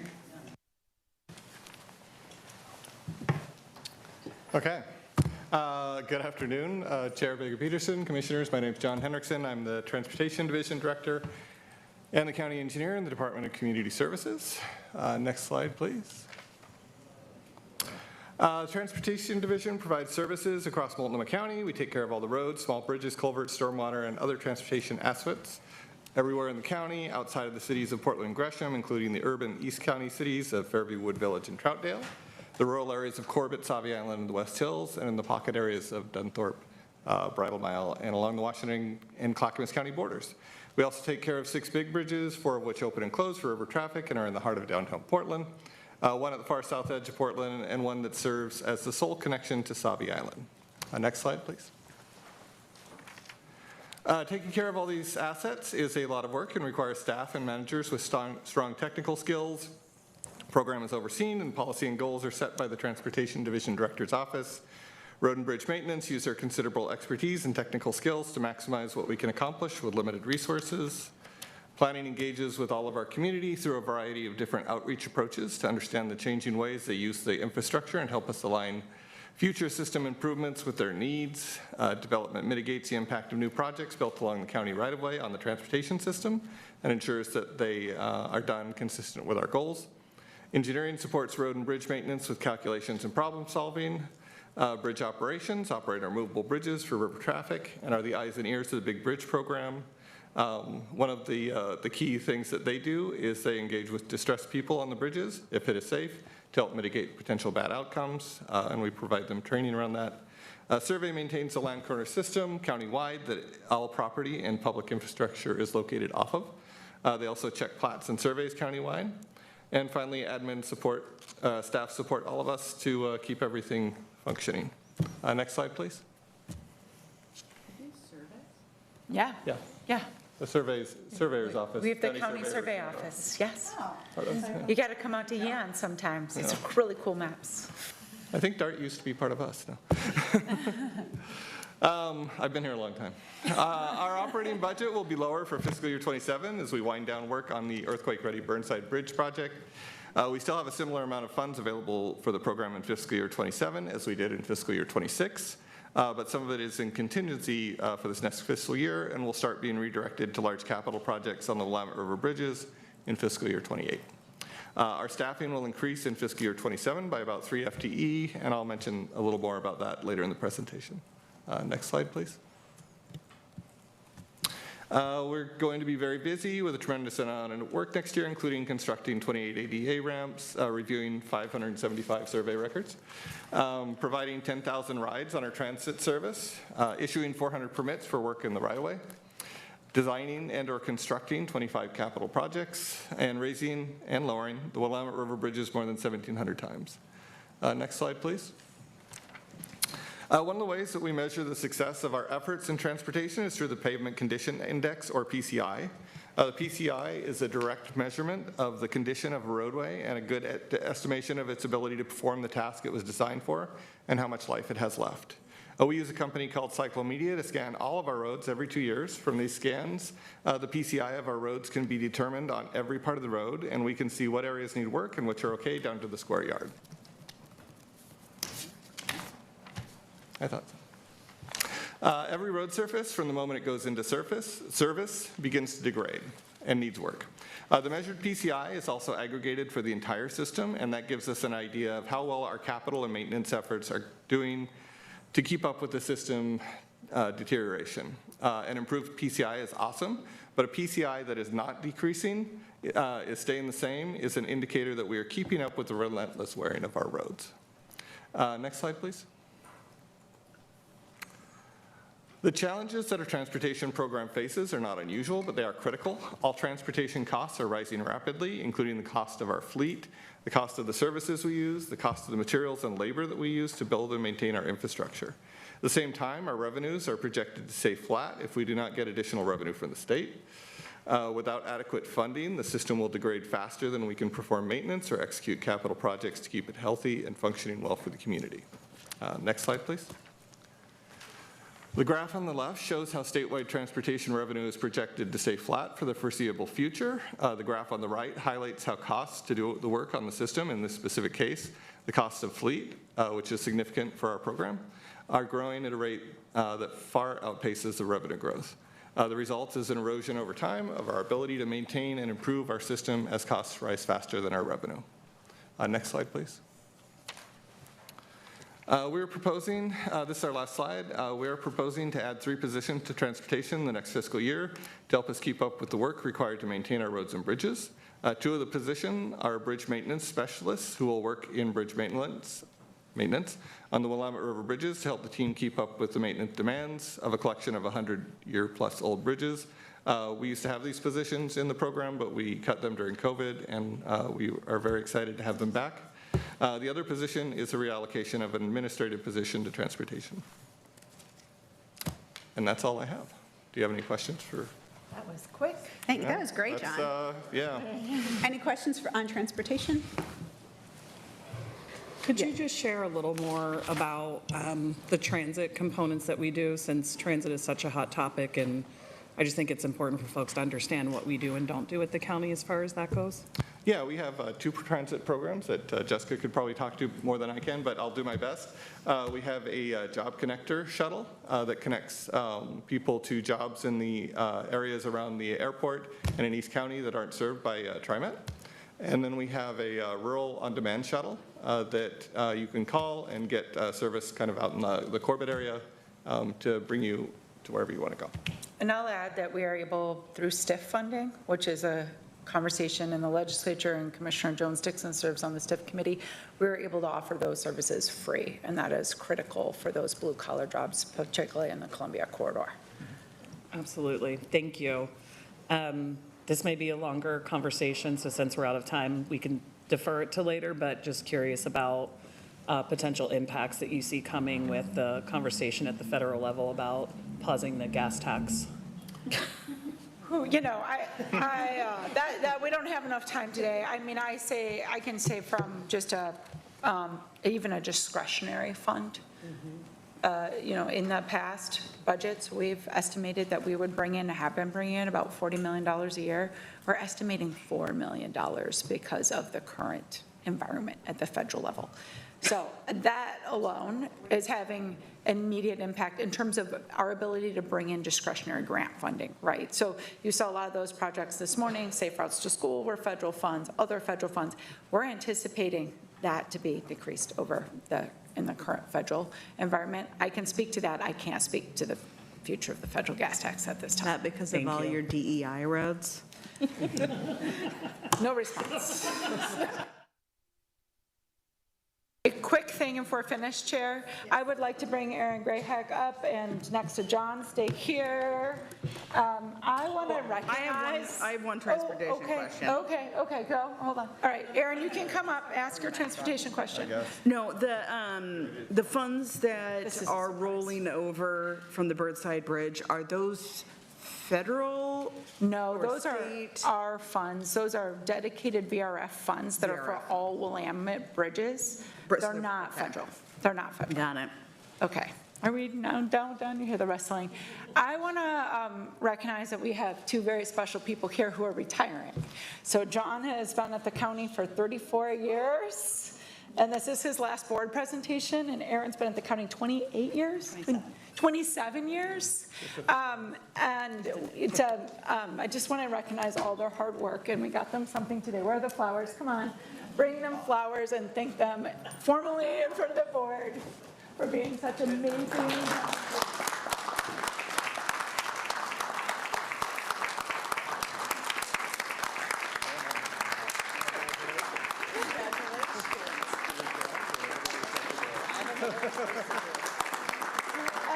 We joked about mic dropping. And you're all invited to, well, No, we don't have time. We don't have time for speeches. But you're all invited to the retirement parties, which I assume are going to be super fun. So you'll get that invite. I just want to take a quick minute with the chair's blessing to recognize all their hard work. Thank you. Thank you all. Thank you. All right. Thank you, guys. Great work, DCS. And now we are moving to the Office of Sustainability.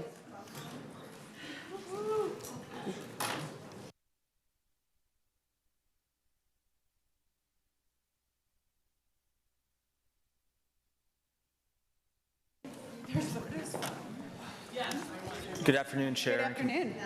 Good afternoon, Chair and Commissioners. My name is John Bashatinsky. I'm the Director of Sustainability, and I'm pleased to be here this afternoon to offer a succinct presentation about the office's FY27 budget. Next slide, please.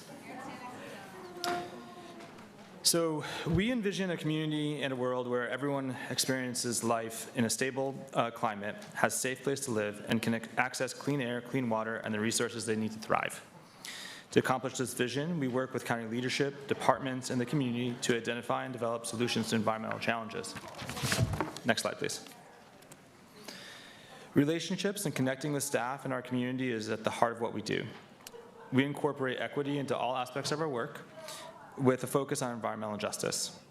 Core to this work is ensuring that we collaborate closely with those who are most impacted by environmental and climate inequities, with ongoing partnerships and collaborations with community-based partners. The small increase over current service levels proposed in the chair's budget will restore our communications position to full-time, allowing us to expand engagement efforts with staff in the community. Let me offer a few examples of how we're putting the county's equity priorities into practice. Next slide, please. At a time when 1 in 6 U.S. households is struggling to pay their energy bills, and over a quarter of Multnomah County households are energy burdened, our team is standing up for energy justice and delivering. Energy is critical for every household in our community to be able to live and thrive. Since our last budget, we have had a historic win at the legislature that doubles the funding for bill assistance grants and sets the pathway for that funding to keep pace with the rising cost of energy. We also have stronger disconnection protections from severe weather, and these that didn't exist before, and including some temporary protections due to the surge in ice activity this past year, thanks in no small part to the advocacy of this board. The need for these policies was longstanding, and few people thought that the legislature or regulators were ready to act. These achievements would not have happened without the grit and leadership of the sustainability staff and the coalitions that we fostered in the energy space. And there you see Sylvia Tanner standing alongside the governor at the bill signing ceremony. Next slide, please. The energy transition has many challenges, but also a lot of opportunities, and this we'll be back next week to talk about a budget modification for something that we're really excited about. Our energy justice This past year, we've gotten a grant for $1 million to install a 30-kilowatt solar microgrid at the Crops Farm, along with battery energy storage to make sure that the refrigerators don't shut down and spoil the produce that's stored there. And we'll also be able to develop a 250-kilowatt community solar project. Community solar will not only serve the county needs, but also support 30 low-income households in East County with $500 per year in utility bill discounts. We were also excited this past year to celebrate the grand opening of the Crops Farm with our partners at Feed and Freedom Foundation, and the farm now features many really innovative features, including a greenhouse, hydroponic farm, biodigester, alongside the more traditional dirt farming aspects of the operation. Next slide, please. We heard from the community and the board that the climate justice plan needed to be pressure tested and with a broad cross-section of the community. We did the work, and over the coming weeks, we're presenting revised strategies to the community for further feedback. We'll complete the remaining development work this summer, resulting in a plan that delivers on our commitment to the community and the board. The climate justice plan will be ambitious, but clear and realistic about the county's commitments. We also continue to engage in other important issues, including harmful algal blooms, energy affordability, climate resilience, working with partners to spread the word about programs that are available to reduce utility costs for low-income households. Next slide, please. Here you see a small increase in our budget to account for the additional 0.25 FTE, and a large increase in the state funding due to the grant from the Oregon Department of Energy that I mentioned. Next slide, please. This slide shows that over the past 9 years, we've had relatively stable staffing levels, and you can again spot that little bit of an increase year over year from 26 to 27. Next slide, please. In this slide, you can see that the majority of our budget is dedicated to staff, all of whom, with the exception of my position, are represented by AFSCME Local 88. Once again, you see the large bump in internal services because of the grant. Next slide. Here again, you see the increase in state funding year over year and the small increase in staffing. And next slide, please. We will use the county's investment in the Office of Sustainability to continue to deliver for our community. This includes adoption and implementation of the Climate Justice Plan, construction of the new solar infrastructure at Crops, and expanded outreach to county staff to increase recycling and waste diversion. We will also prioritize implementation of new fleet and building decarbonization strategies and continue to focus on energy affordability and decarbonization. Next slide, please. Climate change is no longer an abstraction. It's having an impact on our community today. And the upcoming summer fits with the long-term trend of hotter, drier summers, in part due to a very strong El Nino year. Energy costs and disconnections remain a concern and an area of focus for our office. Energy utility costs have risen steadily since 2021. And while programs and protections we have fought hard to have are helping to soften the blow, we see rising costs and high disconnection numbers. At the peak of the disconnection this year, we saw 9,000 households across the state disconnected for inability to pay. And we're pretty sure, although we don't have more granular numbers just for Multnomah County, we're pretty sure that that impact was felt hard here. These increased rate pressures also put pressure on the county budget. Past conservation investments have helped the county avoid about $2.5 million each year in utility rate related costs. Additional strategic investments will help protect the county from future energy cost vulnerability. Next slide, please. Again, you just see this small increase with the FTE in the proposed budget. And last slide. Okay, happy to answer any questions that the board may have. Thanks, Sean. That was fantastic. You probably said this, and I just was didn't. Why is the internal services so big on slide 9?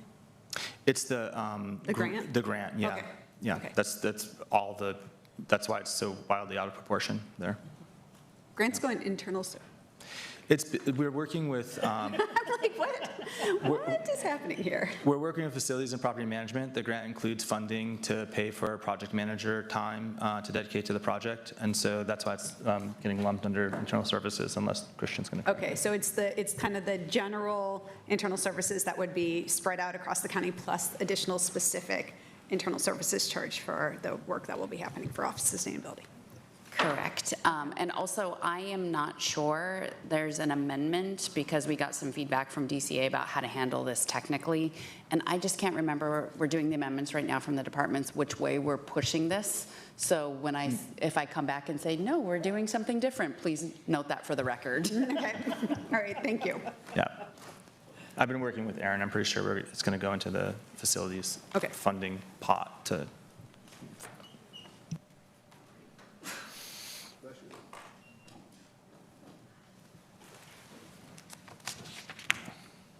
How much direct service did you deliver to residents of Multnomah County?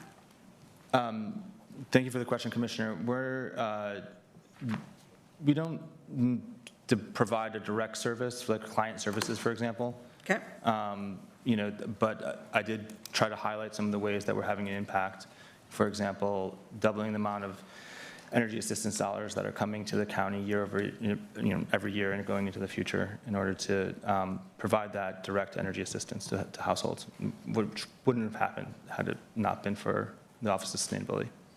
Yeah, it's similar to we always say we don't have a PSEF out in East Multnomah County, so we depend on the Office of Sustainability to provide some of those services out, or a lot of those services in the 4 cities outside of Portland. So are you helping people process applications for rental assistance? I'm trying to understand what you mean by that. I was referring to the Clean Energy Fund, as far as we don't have a PSEF out in East Multnomah County. When I think of services, I think about the work that you guys have done with Wood Village, the city of Wood Village, and Fairview, and like the Crops Farm, as far as direct, I consider those like direct services. But that's my own determination. Yeah. I'll let you answer the questions. What legal analysis are we doing? Is that on legislation? Is that on existing Oregon statute? I'm just wondering why we have legal analysis that's not in our county attorney's office. Thank you. So although one of our positions is engaged a lot with the Public Utility Commission, and while she's not representing the county in any kind of legal capacity, her training as a lawyer and economist is really important because of the complicated nature of the Public Utility Commission space. And your communications coordinator is or is not part of our how many staff communications department? This is just your communications person and not the other non-D communication department. They're not double counted. This is a Office of Sustainability Communications Coordinator. That's correct, Commissioner. The coordinator provides specialized communications, including to support our mission to work with county employees to make sure that folks are aware of how to conserve energy, maximize the amount of waste and recycling that we're seeing, provide communication out, for example, on initiatives like the Climate Justice Plan. But I should say that the communications office has one graphic design person, and so that if that person is not available or too busy or slammed, one of the benefits of having this additional position is that we can pick up the slack, especially if there's severe weather emergency or other kinds of things going on where having some support like that is helpful. I think what's difficult, and I get it when you're a step removed from like a client. I mean, that's easier to count. Like we have 100 clients or whatever, but it's also, I'm trying to understand, for nearly $1 million general fund, what is the outcome? And there's not, and I get it, it's difficult, but like, can I get, what difference did we make in the Public Utility Commission's rate that impacted Multnomah County? How many people quantify, even though we're not necessarily directly engaging with each person, can I get some like measurables around, it was like really helpful when you said, this grant's going to lead 500 households to have significant savings. That is something that like I can touch, even though like I get you're not literally doing that. Can I get a little bit deeper of like what your team does? Yeah, absolutely, Commissioner. We're happy to provide you additional information. In an effort to being succinct, I didn't go super deep on my presentation, but sure.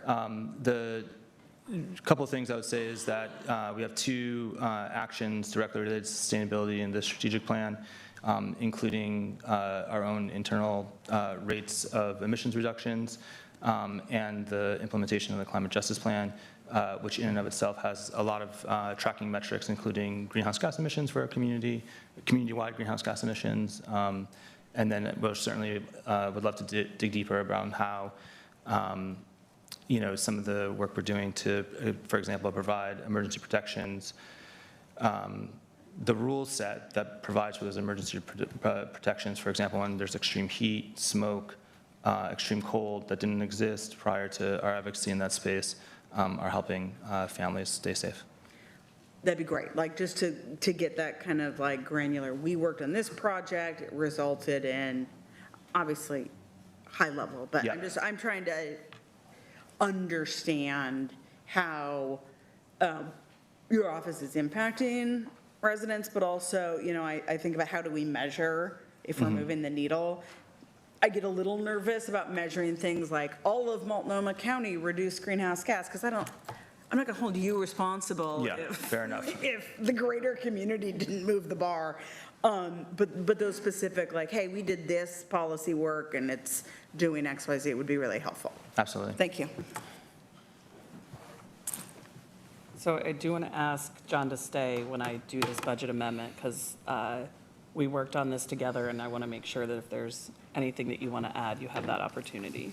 Sure. So I'll just go ahead and pass this out. It's a budget amendment to put $200,000 to install electric vehicle charging at the Juvenile Justice Complex, and that particular location was picked because of some partners who have expressed interest in being able to charge vehicles at that location. And additionally, it directs that we seek advantage of some different programs that can help pay for the electric infrastructure. And then really, it's a pilot to look at how this could work, how we can expand part of the challenge in the past has been that when departments want to electrify their fleet, they're told that they have to pay for the infrastructure to do so. And this is something I think is a central county responsibility, is how do we increase the electric charging infrastructure. So this is a pilot to allow us to explore what that could look like and frankly do proof of concept so we could expand this further. And the offsetting cost here is a vacancy in health department that I've discussed directly with the department. Okay. Thank you. Anything you would add? No, I think that's you hit all the highlights. It's one of these chicken and egg problems, like you said, where it's we need the fueling infrastructure in place. It's a one-time expense, but then that facilitates us being able to take advantage of electric vehicles going forward. I think the one other that people might like is some of our partners who want to use it, we have the potential to charge them for use, which means recouping cost over time. Yeah, and also increases the cost of our subsidy from the utility, because the total amount of miles driven that we anticipate charging at that location dictates the size of the rebate. So our current analysis only includes county vehicles, but state courts, for example, has expressed an interest in also participating in that, so we can factor that into the analysis. Thank you. I knew you were going to have more technical detail than I would. I appreciate it. Thank you, Commissioner. Can you tell me just, what does that position do, the one that is vacant right now? The pay for, it's a vacant trainee position for environmental health. That's not the Wood-Sauna position, is it? I'm sorry, Commissioner, I don't know. Pardon? I don't know, but the position that responds to wood smoke is filled right now, so I don't think that is the position. Yeah, no, it's vacant. Yeah. Any other questions for John? Thank you. Thank you, John. All right, thank you, Commissioners. Thank you. Actually, I did have a question. I was kind of joking about the wood sauna, but. Oh, sorry. So it looks, I'm sure you've seen the Willamette Week story. I did, I read it today. So I'm curious, that's in the Health Department. How does that intersect with the Office of Sustainability? When the rules were drafted and were originally created and the ordinance was originally created, we worked a lot right alongside the environmental health team to do the community outreach, go and help understand what was happening, try to think about, to help them think through what was the proper structure based on best practices from the EPA and other communities that had similar programs. We subsequently went out and got a grant from the Oregon Department of Environmental Quality to do outreach and education because we had this new program, so we were able to get some money and go, place advertisements on social media, billboards, et cetera, and help get that aspect, the public outreach and education aspect of it going, developing the collateral that they use to this day.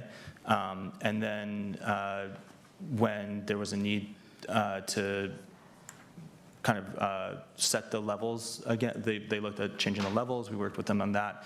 And then going forward, I think the sauna issue kind of highlights how commercial businesses that we haven't contemplated yet that weren't really contemplated within the context of the current rules can have a really severe impact on nearby residents. And part of that is just because you might light an ambiance fire on a cold night or a fire to keep your home heated a little extra on a cold night, but that just happens every once in a while. Whereas like a business, is operating, 5 days a week or 7 days a week or whatever, however often, and that persistent emissions, especially close to residential folks, can have a really dramatic impact on health and the quality of life for those nearby residents. So I think there's more work to do, and we kind of more like setting. You were involved in like the kind of setting it up and the scoping it. Yeah, and I think we can be involved in helping to evolve the program as necessary, providing that surge capacity because their staff is implementing the program, and we're able to kind of come in and help do a little bit of that extra work.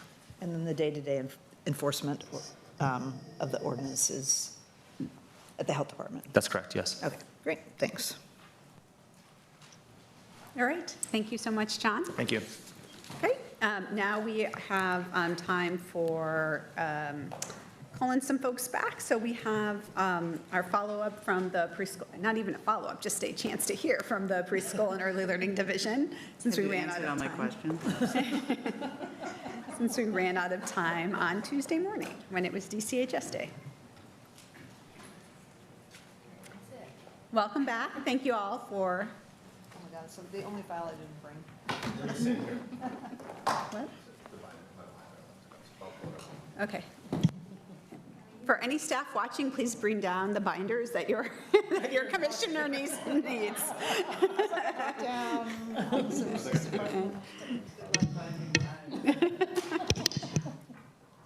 All right, hello, DCHS and PEL, welcome.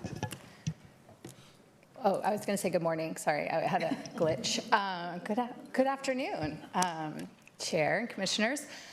My name is Rachel Pearl, she, her pronouns. I'm the Interim Director for Department of County Human Services, and we are back here because we had such an exciting presentation for you all on Tuesday that we ran out of time. So we're going to focus on the FY27 budget for Preschool and Early Learning Division today. So we are all here because we're trying to reenact the experience for Denisa so that she's wrapped in a warm blanket while she talks about preschool and early learning. So we thought we'd be consistent, like we never left. So this is a landmark year for our county, the families, as we're stepping into our most significant period of growth, which Denise is going to talk to you all about. We're preparing for this fall for an incredible milestone of around 7,400 tuition-free preschool seats coming online for families across the county. And that brings us significantly closer to our 2030 goal of universal access. So that's very exciting, and you all have played an instrumental role in helping us get there. So thank you for your support. This achievement really is a testament to the quiet behind the scenes often. Tireless dedication of our PEL team, so thank you to all of them, our partners, the providers.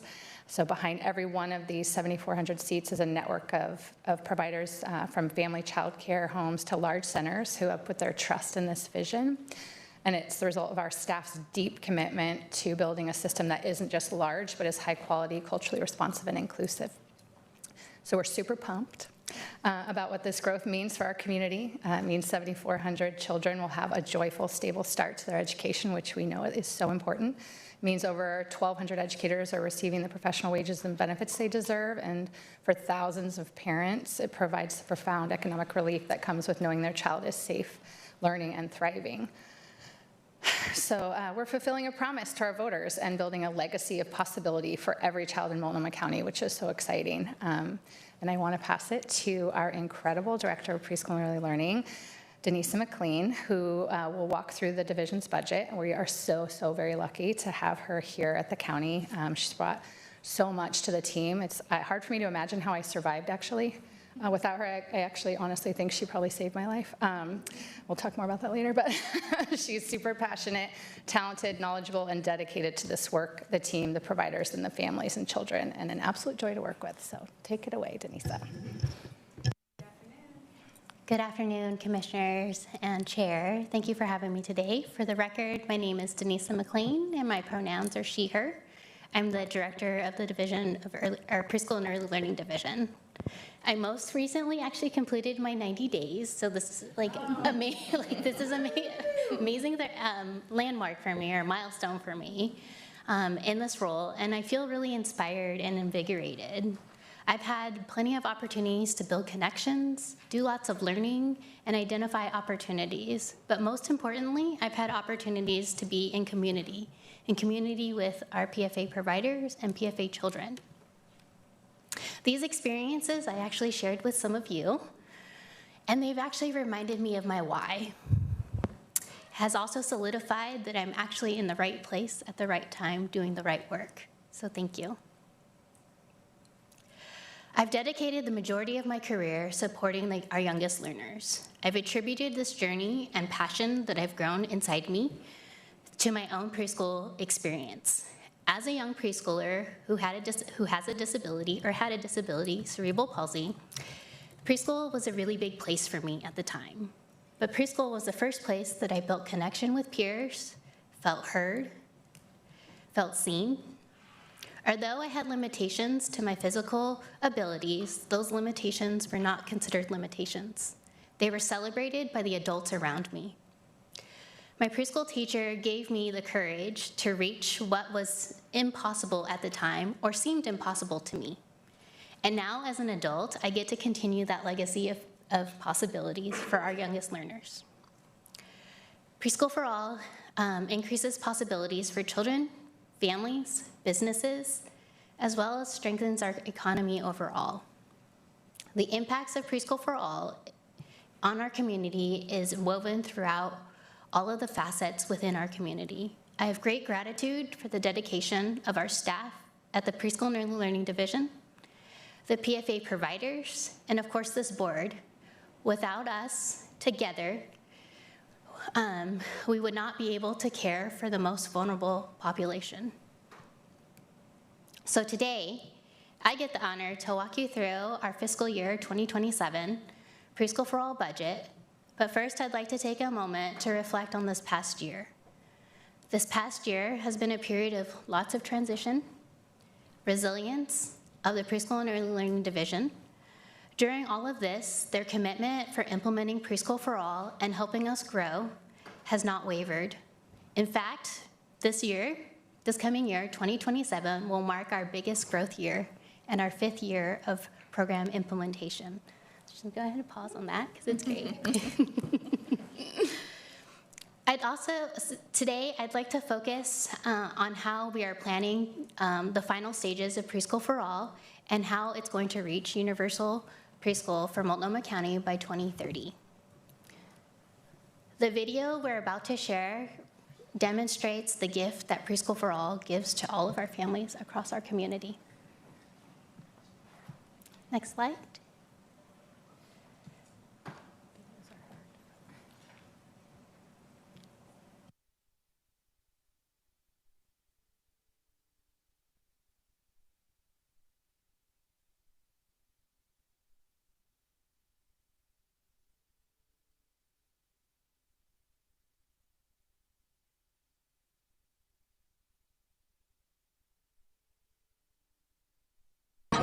families who aren't sure if they should apply to apply. Everybody should be submitting an application. Just to watch your kid grow like that is so amazing.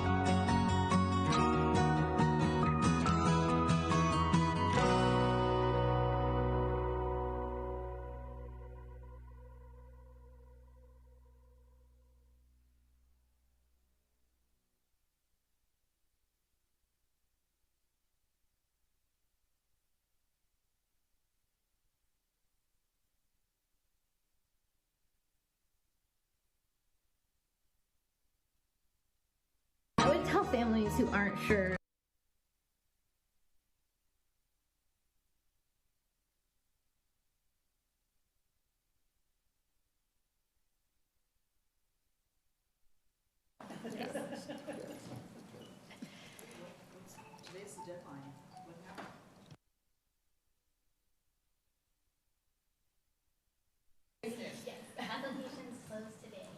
Make us wait. I know we didn't even talk to elections about, like, there's an election coming up, so we've got always so much going on. Okay, go ahead. In fiscal year 2027, the Preschool and Early Learning Division operating budget will increase over $100 million to a total of $271.8 million. This is because Preschool for All has nearly doubled in seats, going from 3,800 to 7,400 seats. As we all know, the number of seats is the biggest cost driver for the Preschool and Early Learning Division. In order to prepare for this big growth, the Preschool and Early Learning Division has increased their staff percentage by 32%, which will create 17 positions. 16 of them are represented positions, and 1 is a manager position. Most of these positions will be in roles working directly with the Preschool for All providers or supporting the contracting process. Next slide. The Preschool and Early Learning Division's purpose is clear: to connect 3- and 4-year-olds to Multnomah County, who live in Multnomah County, to free, culturally responsive, and inclusive preschool. In order to reach universal preschool, 4 things have to be true to reach our final goal. 1, we have to have providers that are willing to participate in Preschool for All. That's how we provide our seats within our community. 2nd, we'd have to have a demand for families who want to enroll their children in Preschool for All. 3rd, we have to have teachers and an active workforce who are highly trained and well compensated in order to teach our youngest learners. And lastly, we have to have enough physical space, so facilities, in order for preschool programs to operate. Next slide. So this budget will give 7,400 children and families free preschool next year. Each of those children will receive free meals in their preschool as well. During a time of costs, basic costs and necessities, such as food and gas, have been increased at an astronomical amount. Knowing that children have free, healthy food during their day at preschool will be a huge relief for families. Between Preschool for All, Preschool Promise, and the Oregon Prenatal to Kindergarten and Head Start, we estimate over 9,500 children in Multnomah County will have access to publicly funded preschool in 2026-2027. That's huge. In fiscal year 2026, there were about 1,200 educators in the Preschool for All system. We won't know exact numbers for the 2027 as we are still recruiting. We will know more of that information in the fall, but we know at least 1,200 educators will be receiving higher wages, paid time off, benefits, and access to professional development as a result of participating in Preschool for All. Each year, Preschool for All collects information from our providers around provider turnover, educator turnover rates. For the consistent three years, it has been less than 12%, which is also 10% lower than the turnover in the early childhood workforce rate for Multnomah County. The data is too early to be certain that this is straightly tied to the I'm going to go ahead and back up. The data is too early to be certain, but we know that it's starting to indicate that higher wages and benefits and professional development do in fact lead to a stable workforce. Next slide. So one of the 4 pillars of DCHS is educational access, the belief that all children should be able to succeed in school. One of the most important ingredients, as we all know, of a successful experience is when families are key partners of their child's learning. This is why we chose to highlight this outcome. Preschools and families partner together to create responsive and equitable classrooms. In our PFA evaluation measure, this outcome is using the KPI, the percentage of families who report a strong connection, strong partnership within their preschool setting. This data is collected by our external evaluation partners at Boston University Center for Ecology and Early Development. It is an annual survey for families. There are many indicators for this KPI that I won't go into all of those details today, but wanted to choose to highlight the percentage of families who feel welcomed in their child's preschool.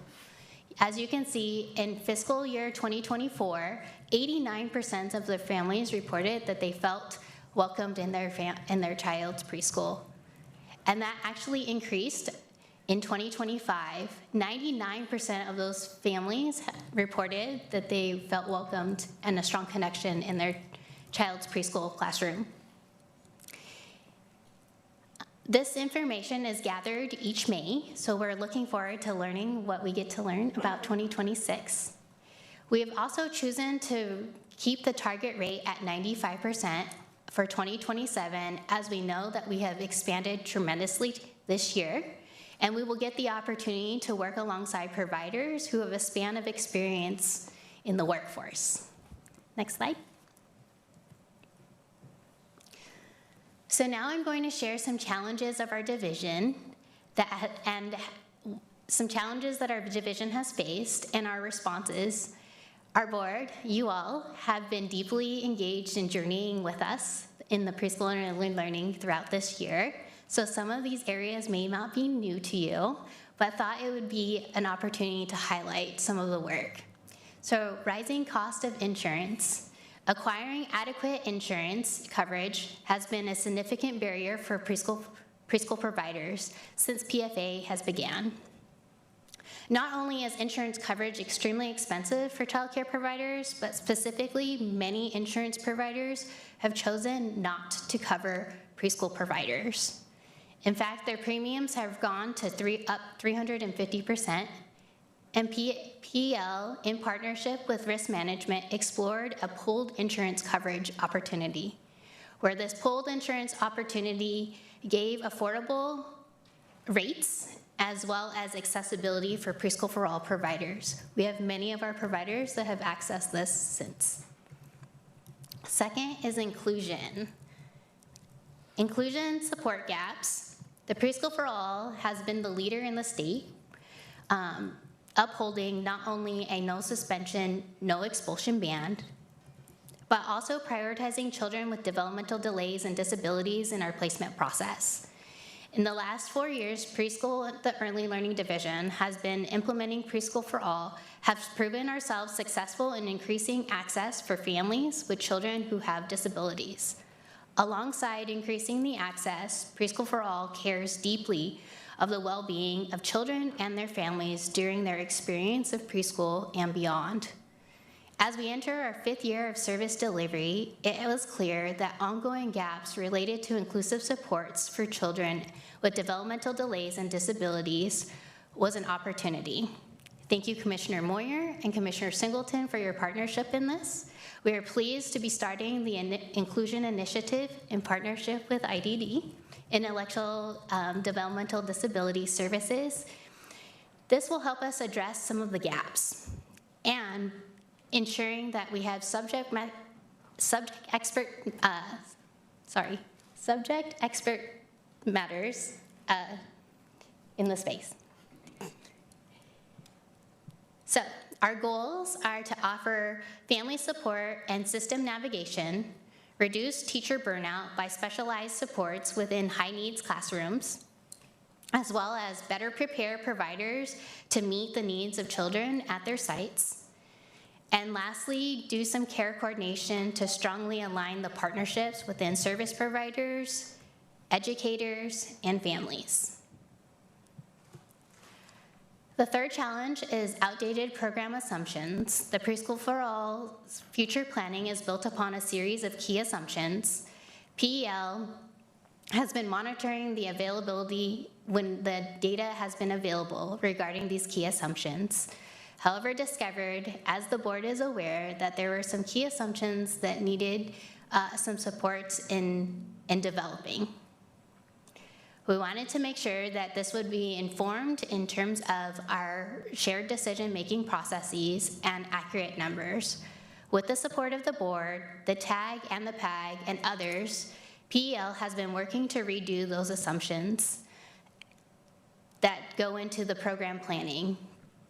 This has been an enormous undertaking. However, we are excited to see what the data gives us and the excitement of the next phase of implementation for Preschool for All. Lastly is ongoing system barriers. So this is a little different. I'm going to share some of the challenges that go beyond the control of the Preschool and Early Learning Division. First, there are still significant unknowns with the state and federal funding. Our model is built on some assumptions that Head Start and Preschool Promise will continue funding at the same rate. However, both programs have experienced reductions in their funding, ongoing reductions in their funding. This would mean that Preschool for All may be in the position where we would be adding additional seats in order to reach universal preschool. Second is the process of timelines that we are beholden to outside of the system that we are not able to control, which is childcare licensing and permitting. Many of you have been engaged in some of those conversations already. Lastly, the straining of the county systems. Because of the sheer volume of providers that are coming on board this year, I wanted to acknowledge the significant strain that Preschool and Early Learning has put on the county's budget and contracts team. We are deeply grateful and appreciative for the support that the work of these teams, and acknowledge the level of growth has created some challenges and sustainability. I wanted to share these opportunities with the board and look forward to the opportunity to partner with you wherever possible. Next slide. So the Preschool for All Contingency Fund allows the Preschool and Early Learning Division to address unseen expenses during the fiscal year. The fund is established in fiscal year 2022 based on a board policy. Each year, we add a top-off amount that brings the contingency fund to 10% of the expected revenue for that year. The Preschool for All's reserve funds supports the long-term financial stability of the program and protects against the volatility of the personal income tax revenue source. Each year, the fund is added to bring reserves funds to 15% of the expected revenue of that year. Along with the contingency and reserve funds, dedicated savings are the Preschool for All's third financial stability. Contingency and reserve funds and long-term fiscal strategies. The dedicated savings is a short-term strategy. The dedicated savings will be used to fill unexpected gaps between the revenue expenses of fiscal year 2027 and 2037. The dedicated savings account allows the Preschool for All to keep the commitment to the voters to provide consistent services for Multnomah County children and families. This concludes my presentation. Open to questions, please. I thought there was a couple more slides. They're not hers, though. Oh, they're not hers, but so now we're switching over to speak back to you. We'll get questions first, but then you have some more that you're going to be doing.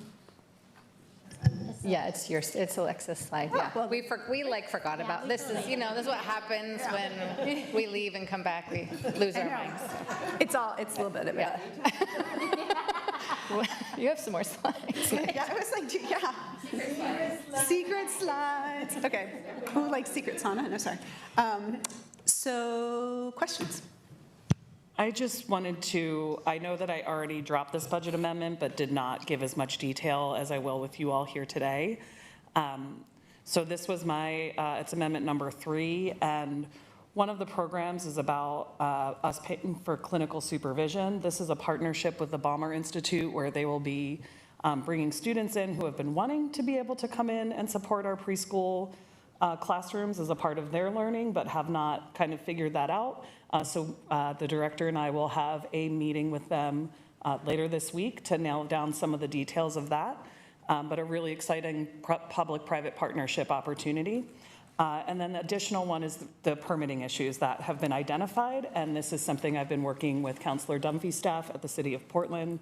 The dollars in the amendment will go to pay for one FTE as one time only, because we do not expect there to be ongoing forever growth that you've had like over this last year, and we expect next year. And I just want to appreciate y'all working with me on some of those details. The facility stuff is complicated, and I really appreciated being able to dig into it so we can understand how to set folks up for success, where I think, as one of the providers said, I'm a teacher, not a contractor, and I really, like, the permitting is really confusing. So I hope we can help them figure this out.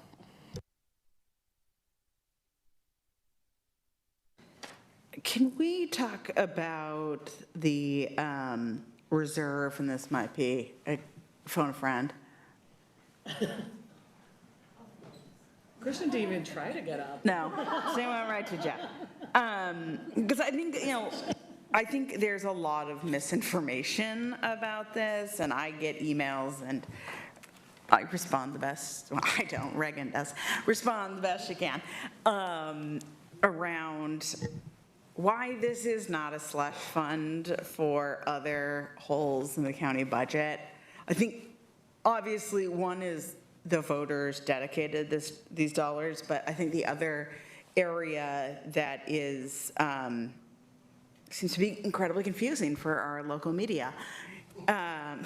Really don't understand, because they attacked us for spending reserves in a different context, and now they are encouraging us to do it in this. But am I accurate in saying that when we reach full enrollment, we currently do not project our revenues to fully fund the program, and we will be tapping in, like, we plan to tap into those reserves as a way of getting to full funding until the revenue, and it does at a future point, is adequate to fund the program. Is that accurate? For the record, I'm Jeff Renfro from the Budget Office, so you see him pronouns. Yes, that is correct. That has been the plan. It's going all the way back to the modeling done for the campaign.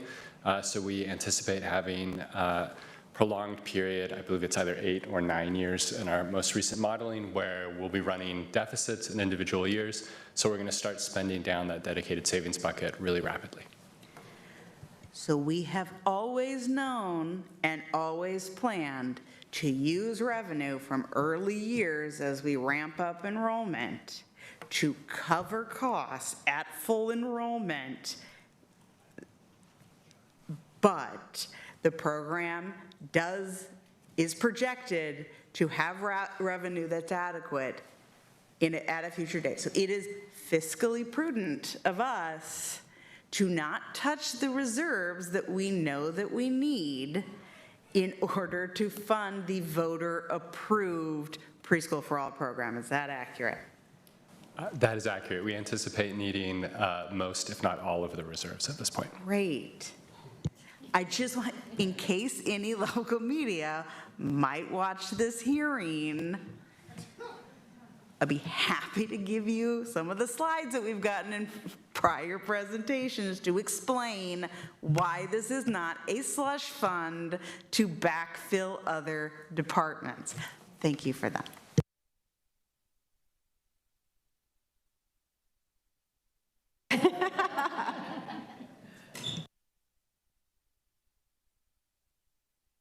Any other questions? Yeah, just a comment. I know you already sent out a memo about this as far as like the shift, as far as the behavioral health services. Could you just share again, just the shift in the plan moving forward as far as the changes that we're making with the mental health services? Thanks, Commissioner. This is Denise McLean, she, her pronouns. I appreciate that question and just want to take a moment to honor the work that has been done by our behavioral health department. They have been long-term partners with us since Preschool for All initially started its implementation.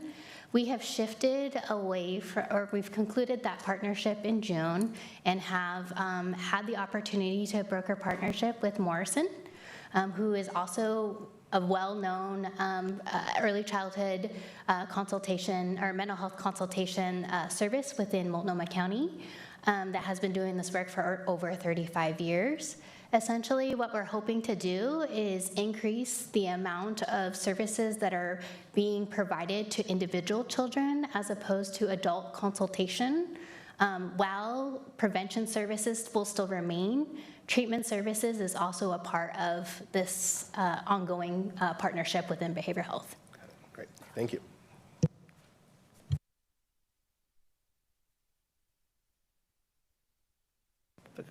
A question, and I'm sorry if I missed it when I went upstairs. What is the, because I couldn't quite figure out what our strategy is on inclusion, because you had a slide that was about the challenges, and we talked about there's, again, K-12 or elementary schools, it's easy for them to have a pool of paras that shift around because kids age, and you know, one year you might have 4 kids who need a one-to-one, and next year you might need 2 that need, you know, just larger group setting. And so I'm curious, what model are you using? Because it doesn't make sense to, like, we're going to give one preschool a whole bunch of paras or whatever the appropriate title is, 1 year because they have kids, and then those kids age out and those people aren't actually deployed in the places that they need to be. Commissioner, I know I really appreciate that question, and that's one of those opportunities that the division will be working towards and exploring. Certainly right now, currently, our inclusion support funds are provided to each individual provider to have an additional aid in that classroom that doesn't serve as a one-on-one, but serves as an individual that could support other opportunities within those learning environments. We also recognize from the feedback that we've heard from providers that it's hard to sustain that workforce, right? Because 1 year you would have inclusion support funds to support an FTE, and maybe the next year, if that child has aged out or transitioned to kindergarten, there's opportunities where they may have to, where they may lose that staff. So we're certainly exploring the opportunities for potential subpool in the same way that we have subpools for general educators through our partnership with Western Oregon University, but we will also be looking at and considering what that could look like for. The solution is still in flight? Yeah, yes. Great. The other issue, and I don't need to have an answer right here, but I would be interested in that because I don't know this. I don't know if this is a preschool and early learning question or this is a finance question. But we've had somebody come a couple times to testify, and I also got some emails about the preschools being reimbursed for people in a higher classification when actually the person doing the work is in a lower classification. And it seemed like the issue being raised was both about are we potentially overpaying people out of class? And then the other thing is, are people doing work that they are not necessarily trained for? And again, I wasn't sure if you have a compliance program that you administer, or if there's somewhere else in the county that does that. And again, I don't have to have an answer now. It's fine to say. You can get back to me. Okay. We'll get back to you. We'll take that. Okay. Thank you. It just would be good because now somebody's come several times and I think raised some questions. So it'd just be good to. And I'll just say we are meeting with that individual and anyone that reaches out. We are very happy to meet about concerns and make adjustments where we see they need to be made, but the team has monitoring processes in place, and some of those questions are really complicated, so we can circle back to you about why that's complicated from a staffing structure perspective, from what's the expectation of the program in terms of wages, and we can give you some of that information when we get From back to my it. K-12 experience, I can imagine this. Yes, for sure. But I would like an answer. Thanks. Okay, thank you so much, Denisa. Thank you. Great job on the first budget. Yeah, first one, you were surrounded, and yeah, you did a great job. And we'll have more to come. More to come. All right. Yeah, we do have more. We're not done yet. One slide. Yes. Just, She's like, not much. right. Okay. For the record, I'm Alexis Ashby. I use she, her pronouns. I'm the interim deputy director for the Department of County Human Services. I promise I did not add a slide, but I promise it will also be brief. Next slide, please. So additional issues that we did want to talk about for this year's budget is the Oregon short session for 2026 and what that means for the Department of County Human Services. As Robert discussed in our overview of the department budget, approximately 40% of all the funds in our department are state and federal pass-through dollars. So the short session, while we have a lot of concerns around federal policy changes and funding changes, there were also some wins that the Oregon Department of Human Services were able to achieve, which ultimately will directly impact how we serve individuals in Multnomah County. And so the first one is the fiscal investments for personal support workers and home care workers. They secured $74.7 million additional dollars to support those workers. As you know, in aging and IDD, we serve a broad scope of providers that are serving thousands of residents, and that's the positive for us because those providers are also working and living in Multnomah County and reinvesting those wages locally, and so that's a huge opportunity for us to continue to work alongside providers who are providing critical care to the most vulnerable in our community. Second is the maintenance of the parental income disregard. This is presumptive Medicaid that youth and families use to access Title 19 services, and there was a proposal to remove that benefit, and so that was upheld this session, and that really helps to keep youth in their home with their families, especially youth who experience intellectual and developmental disability. So this is a huge success for our programs.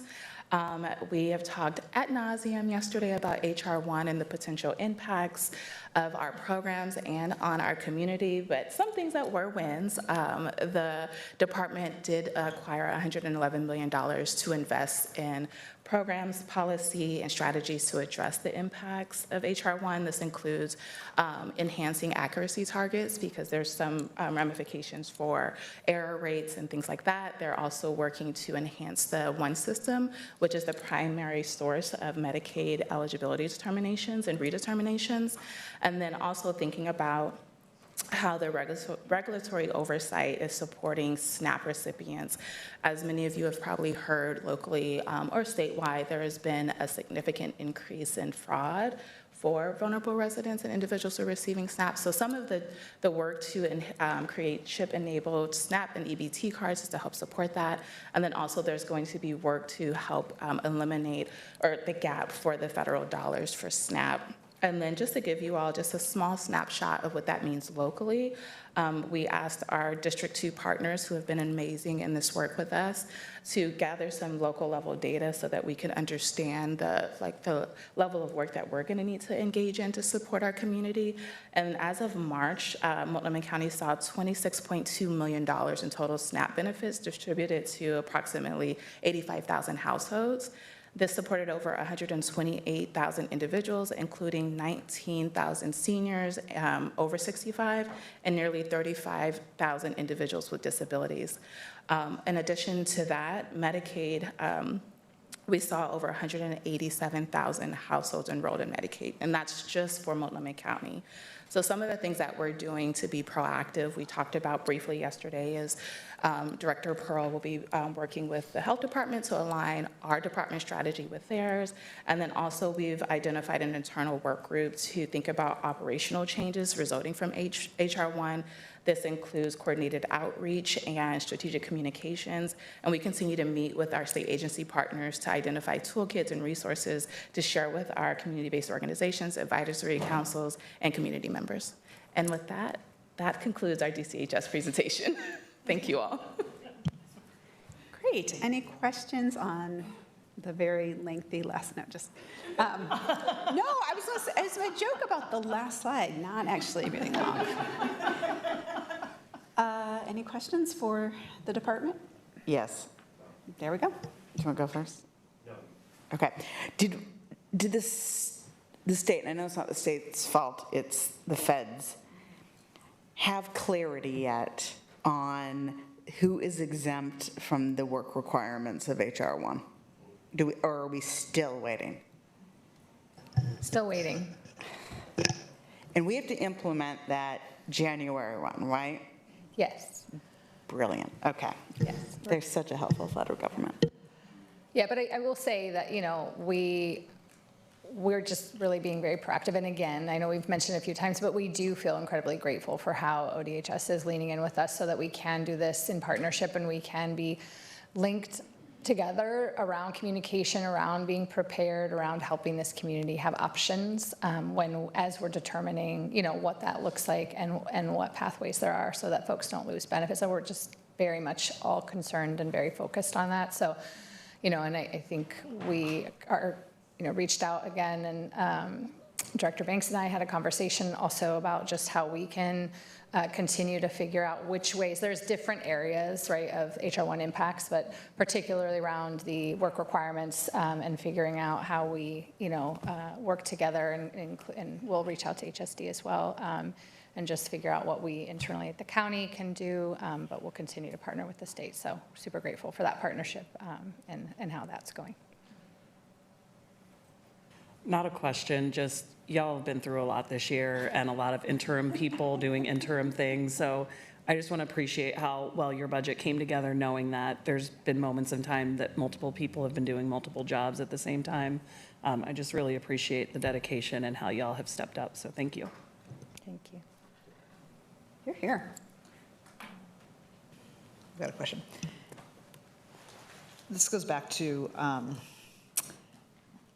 the question of universality. And one of the challenges you had was that the state and federal funding reductions may result in sort of some of our partners providing fewer seats, which might mean we need to have more seats. What sort of forecasting have we done around that? I think the challenge to that question is that it continues to shift in terms of what we forecast versus what the changing information and changing tides related to, federal and state budgets look like as we all sort of navigate a pretty dynamic picture from the federal level that's trickling down to the state. I think we've seen more promising indications at the state level around, just continuing to commit to seats within Multnomah County, and those are ongoing conversations and through our partnership with DELC at the state level. And so, I think there's predictions that exist and forecasting that exists, and I think it's continuing to change rapidly. So unsatisfying answer, sorry. And then this again, like, just relates to this overall next year, how much money would be spent. Do we have the demographic study? Is that underway? Is that going to inform, is that informing next year's budget, or? So our budget was developed, a few months ago. And the study is, population assumption study that you're referring to is in progress. And essentially what we anticipate for all of you as you're having conversations around decision-making related to the tax, there's a lot of information that we're going to need to give you, which if that results in a shift or change to our budget, then that would require us to follow up with other budget actions in the future, where that aligns, whether that be through modification or rebalance or wherever that falls in the process. I don't know, depending on timing and your decision-making, but I know that we have a true cost of care study, we have a population assumption study. Both of those things I think is information you've requested, which is reasonable because I think you need it in order to make decisions around what you're doing related to the revenue. So that's more likely like future years. I mean, it's all going to. Yeah, potentially. I think again, that's again, I think a conversation that you all as policy folks and we'll be the implementer of that. If it's determined that we have to make changes in this next year, I think we'll have to change, our budget will change, and so then we'll have to go through a process to do that. But I think that's the population assumption, I would say, isn't going to, I don't think, change our budget for FY27. It will inform future budgets based on seats being the largest cost driver. So we know if we need a different number of seats in the future. And we also know that we're in many conversations, and we'll have another conversation next week with you all about the gap analysis and where we need to grow in this last potential phase of growth. So all of those pieces, I think, are critically important to determine what our budget looks like in future years. Good. Thank you. I think I would only add to this conversation is, because there's so much flux happening at the federal level, so much uncertainty, and also at the state level in terms of funding or seat allocations for some of their state programs. I think conservative estimates in terms of what the demand will be for preschool for all seats in future years is really appropriate, and I know you guys are considering that because we want to, we are committed to a universal access for 3- and 4-year-olds in Multnomah County. And I think that, the updated information that we're going to have is going to be really helpful in terms of really understanding what that is. So thank you for all of the work that you and Denise said that the team has done and getting that ready and together for the board. And yes, Eric and Jeff and all the folks. All right. Any other questions for DCHS? All right. Thank you all very much. So a couple things, a couple housekeeping items. We are back here tomorrow for TSCC hearing. All of those questions and answers should be distributed to the board. So please touch base with Christian if there's any questions on those. But we plan on meeting with the TSCC team tomorrow. I wanted to say, and then I just wanted to note, we do have, for next Thursday, we do have a couple of hours for budget follow-up in the afternoon. We have 3 hours on Thursday afternoon for budget work session follow-up on the 21st. What? Thursday. I know. So, I had to think about it for a minute myself, so. Yeah, I just stared at you. So anyway, so just be thinking if you do want any departments, offices or anything to come back for that time on next Thursday, please again let Christian and my office know so that we can let the departments know on that. Right now, I don't think we had anything teed up yet for that time next Thursday afternoon. I thought we still had DCM. Oh, yeah, that's right, DCM, that's, you're coming, okay, we do have something lined up. Thank you for remembering that. Eric? Yeah, I know. Eric's just here every day. We're just going to bring him up. Yeah, we do. So we next Thursday.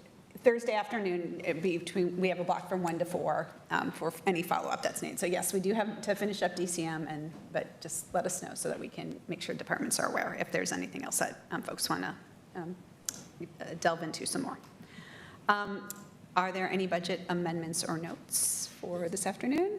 I have one amendment for the Marie, or I shouldn't say I, Commissioner Moyer and I have one for the Marie Aki Center to refund to the dollar amount of their contract, excuse me, their contract last year, knowing that there's larger issues for, not issues for them, but funding challenges for them, that at least a year gives opportunity to have some conversation and figure out an ongoing funding mechanism for them. But Commissioner Moyer, I don't know if you wanted to share anything as well.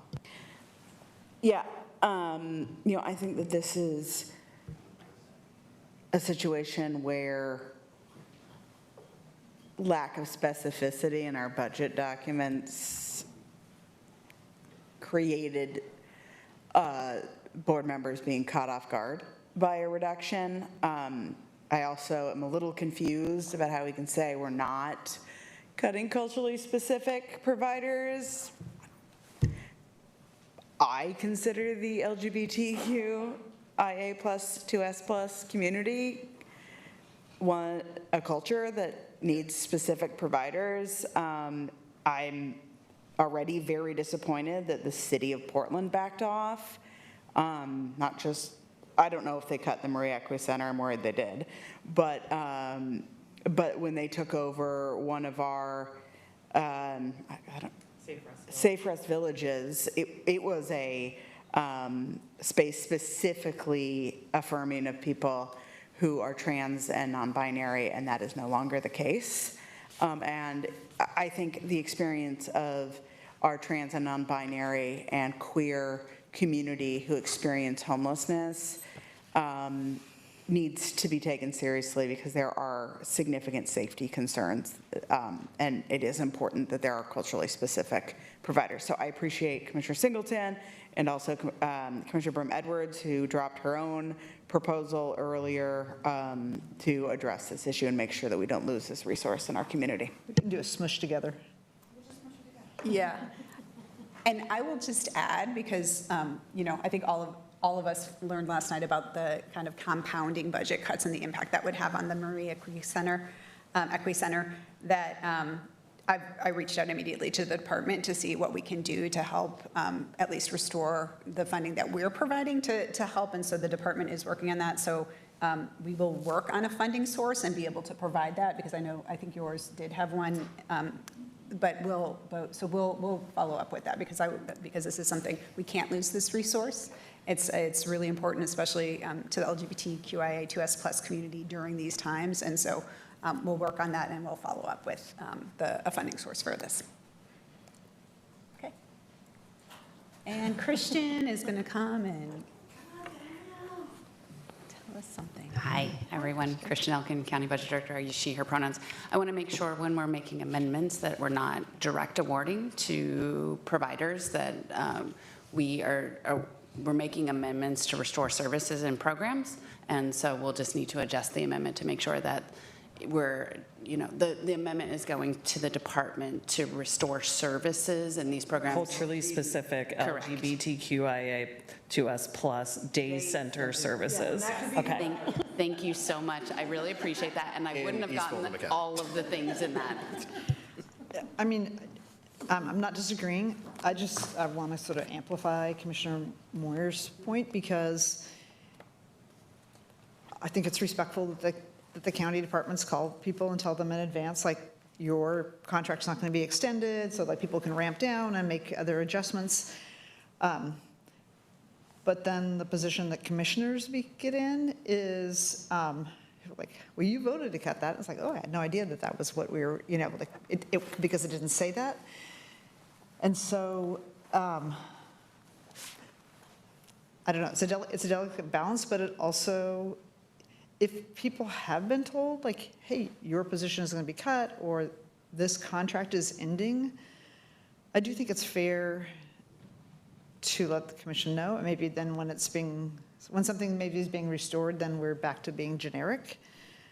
But it's hard because then you have people on the outside knowing something that like commissioners don't know, and then asking us to vote on it. So I'll just give you that. Thank you for that gift.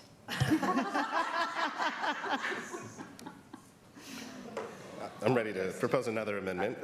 So amendment number 3, this is $804,000, a little over that, in funding for critical hygiene and preventative health services and program offer number 30600 for employment services. These services include stationary and mobile facilities offering opportunities including showers, laundry, hygiene products, and wound care kits at 9 locations throughout East County. This would be for over 6 days per week. In addition to restoring dignity, improving physical and mental health, and serving as an entry point for further services, this funding continues to leverage shower, laundry, hygiene, capital investments. They already received those investments by the county. The offset funding would come from program offer 30210, Safety on Streets, in alignment with its program description to provide specialized physical and mental health support. No names included. Thank you. I can take one guess. Yeah. Yes, and then I have to excuse myself. Thank you. Okay, thank you. Any other budget notes or amendments? I've got one. So this is an amendment, but it's budget neutral. And what it does is it sets aside dollars in general fund contingency for security services while the county finds cost efficiencies to provide protective detail security services. In January, it doesn't say this, but I'm looking at a change I made didn't get added in here, but this is January 1.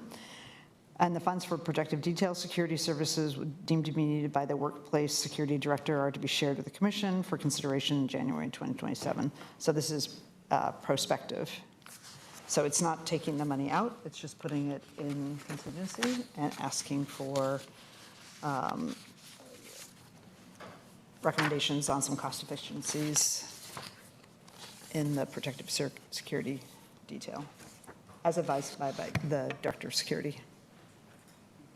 Okay, great. Any other budget notes or amendments? Okay, Christian. Christian. It's her Irish name. Oh, Christian. Come on down, Christian. Oh, we were just talking about Matt McNally's very Irish name today. Can you provide a little insight for the department program impact section of these proposed about amendments and where we are expecting how this is going to help inform the board's perspective on potential impacts to departments? Absolutely. Thank you, Chair. So one of the things that we talked to you all about before we started this process, and one of the things that we got some good feedback from the departments, was being involved in the amendment process earlier so that we could just identify risks or identify what the outcomes are that would be associated with implementing the amendments. So right now, all of your amendments have a little box on them that say department impacts, and it is blank right now. And I have another document that all the departments are frantically working on to give the impacts both for if it's a balanced amendment, if it has, you know, an add and a reduction, so that we're going to provide balanced, and these are really meant to be kind of those direct statements of what the actual impact is. The goal is to have those, the first round done by Friday. You all have dropped more amendments since then, so it'll be an iterative process as we're going along. And also amendments are being updated, and so we'll need to go back and update those impact statements as well, but trying to keep that process moving so that you all will have access to that information. Thank you. Just one thing, and we can follow up offline, but specifically with any vacancies that I'm using as offsetting cuts, the intention is for it to be one time only for this fiscal year, and then the dollars to go back to the department in FY28.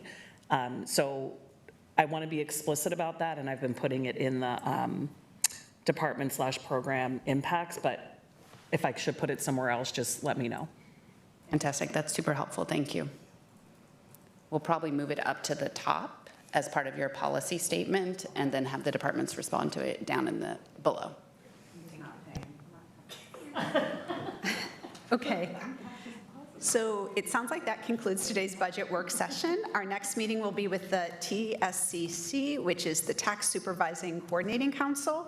That is scheduled for tomorrow morning. Yes, we are back here on a Friday. I'm